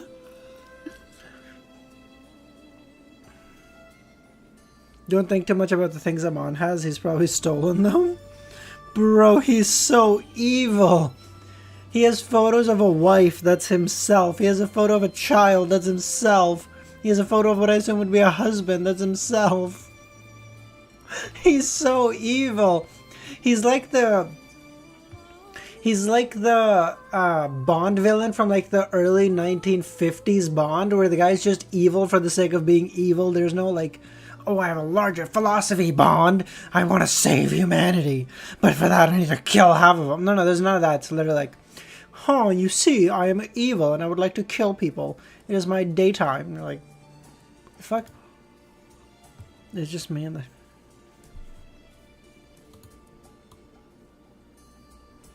This is really well done too. My God, all the Aman art is really well done. I don't feel like I've seen Aman art that's been like bad. Maybe I have, but I can't recall it. But like, yeah, like they've just been... Bro, he's so evil. Even his fucking angel wings are black. They're like, bro, we need to like really pass it on. Like, this guy is evil, okay? He doesn't even get white wings like any angel. No. Fuck this guy, okay? He's up to some evil shit. Because Amon's a fan favorite. Like, look at this. There was so much effort that went into this. This is insane.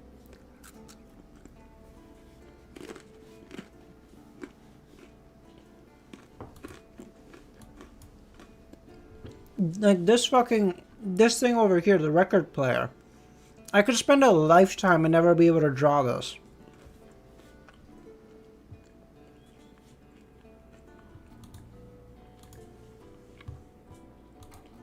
That doesn't say much. I could spend a lifetime and not be able to draw like any of this, by the way, but you know, you get the point.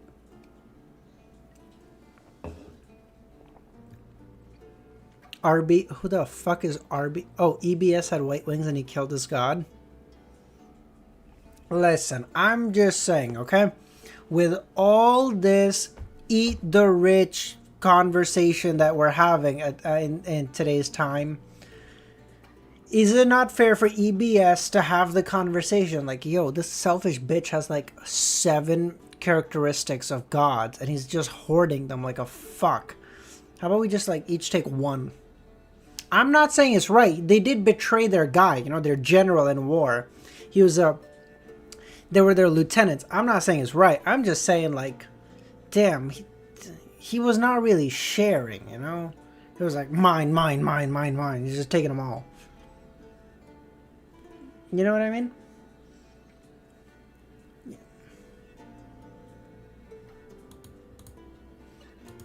It's not about me becoming a god. It's about why does ASG need 7 sequence 0 characteristics? Why is he such a bitch? Bro, just like give him up, you know? Why you gotta EBS just like me for real? Damn, look at that. That's beautiful. And the resolution for me ain't great, but like the artwork itself is amazing. Actually, dude, I don't think there's any bad Amon artwork. This is insanely good. ESG lied about the trickle down beyond. I know. He kept talking about convergence. Okay, well, what about it when we all converge on your ass when you're sleeping at night, you know? No one ever talks about that. That's also convergence. We converged on your body when you were sleeping. And you fucking died. And send Badam on her? No, don't. No, it ain't.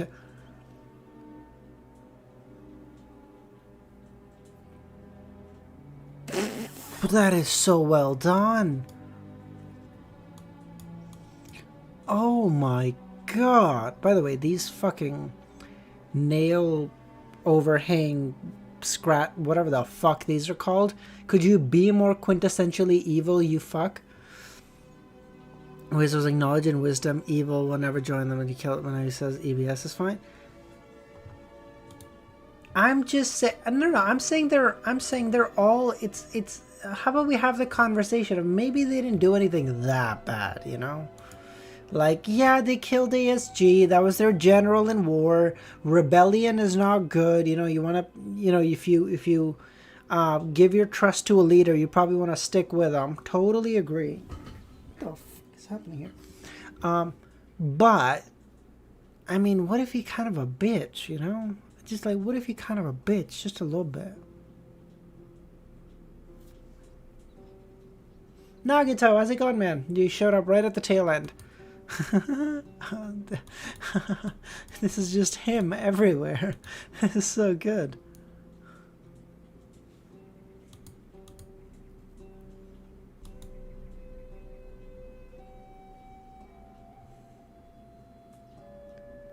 Oh my god, this might be my favorite Amon art. This is so well done. The OSAT one is really nice because it's like in a really high resolution, so like I can put it up like this without it tearing it to fucking pieces. But this might actually be my favorite. Like if I could get this in a really good quality, I would probably put this on. This is amazing. He looks too sophisticated over here. Nah. I like him. I imagine him to be a little bit rougher, you know? Like this. Like this. Like he's wearing formal enough clothes, but this is too formal. So the central internet server that was on fire 3 days ago, so we got on fire. Jesus Christ. What are you guys doing up there?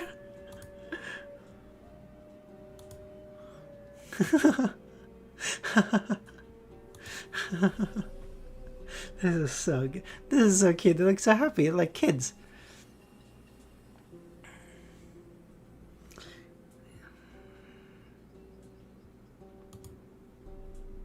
What? They're really good art. What do you want from me, Nightwalker? Listen, I ain't gay, but damn, brother. $20 is $20. You know what I'm saying?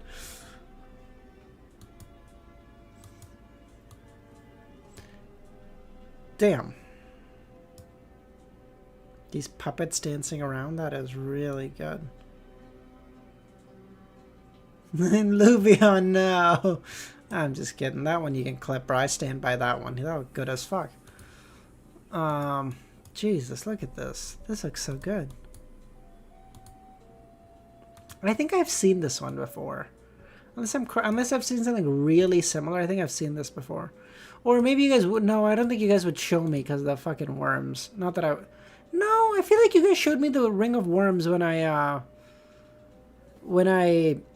first learned of the Ring of Worms. When Klein got it through Derek, I think. I think I've seen this one. This is really good too. Why does he look like a kid sometimes though? Meso, how's it going, man? You popped by right at the tail end of the stream. I showed you the ringworm. Oh, okay.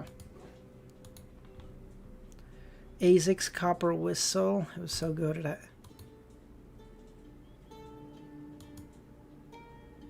Damn, that looks ornate as fuck. I think I'm early. You're early for next stream for sure. A couple hours. You like it enough to get a replica? Does it exist? Do replicas of this exist? Alright, guys. Oh, Nagito. That's really cool too, but I think I've seen this one. Okay. Alright, guys. I think we're gonna end it there. I like to think ASIC's whistle does the same sound as ASIC's Aztec death whistle when Klein uses it. Oh, I don't actually know. Oh. Alright, username, damn. Safe to click on, or this fundraising event for a cause. What is this?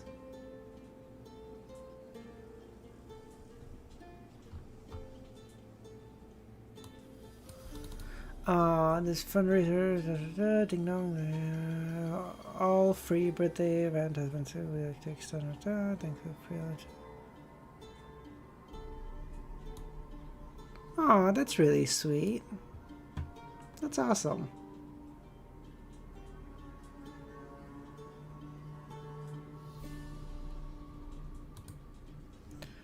Scroll up.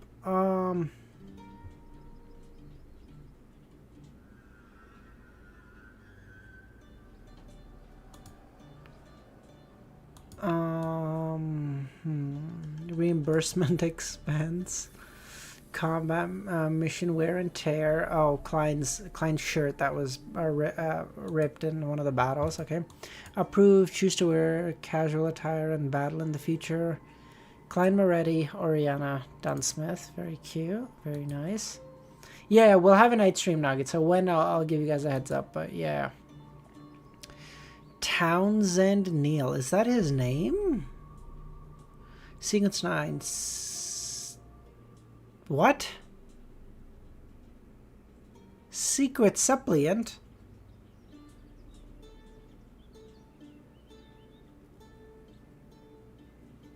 What?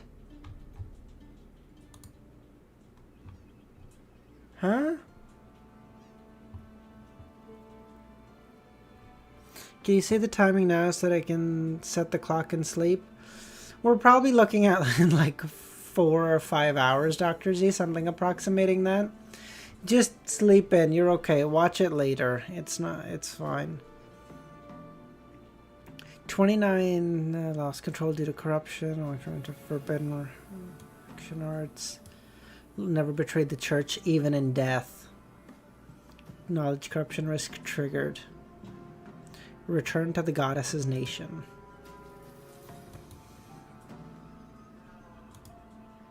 Daily Simone. Spirit guide. Corpse collector pathway. Has an uncanny aura. Accidentally consumed a potion. Became a corpse accidentally. Advanced your... I didn't know that. Advanced your grave trigger. Transfer to Enmad Harbor. Advanced to spirit medium. Absolute loyalty to the church. Requires monitoring during emotional fluctuations.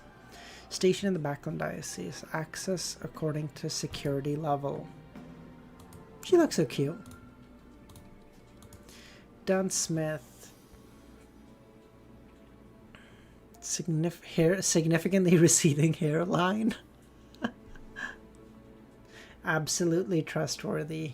Requires periodic review. Current status: died in the line of duty. Returned to the goddess's nation. Sealed. Okay, I will read this later.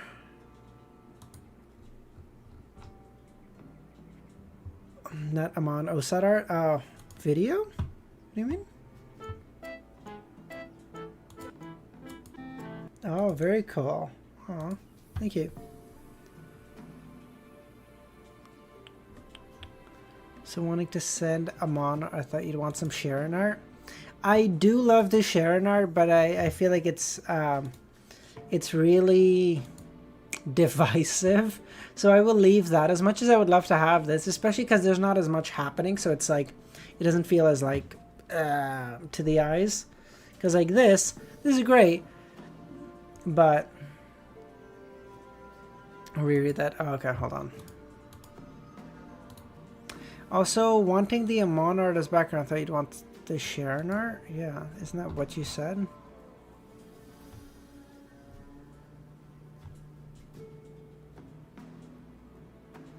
Isn't that what you said? Send death whistle sound in general if you want. Oh, thanks, Kami. Yeah. Oh, the art. Oh, okay, thank you. Yeah, this one's very cool too. What is Dan Burro? What are you sending me? Are you sending me to some Chinese fucking Reddit? What is happening here? Okay. Alright, that's it, guys. We're actually going to end it there. Thank y'all, everyone, for coming. I'll give y'all a heads up in a couple hours when I go live again. Yeah, that's it. Is it an art site? Oh, okay. Alright, love you guys. Have a great rest of your day or nights, and I'll catch y'all soon. Bye, guys.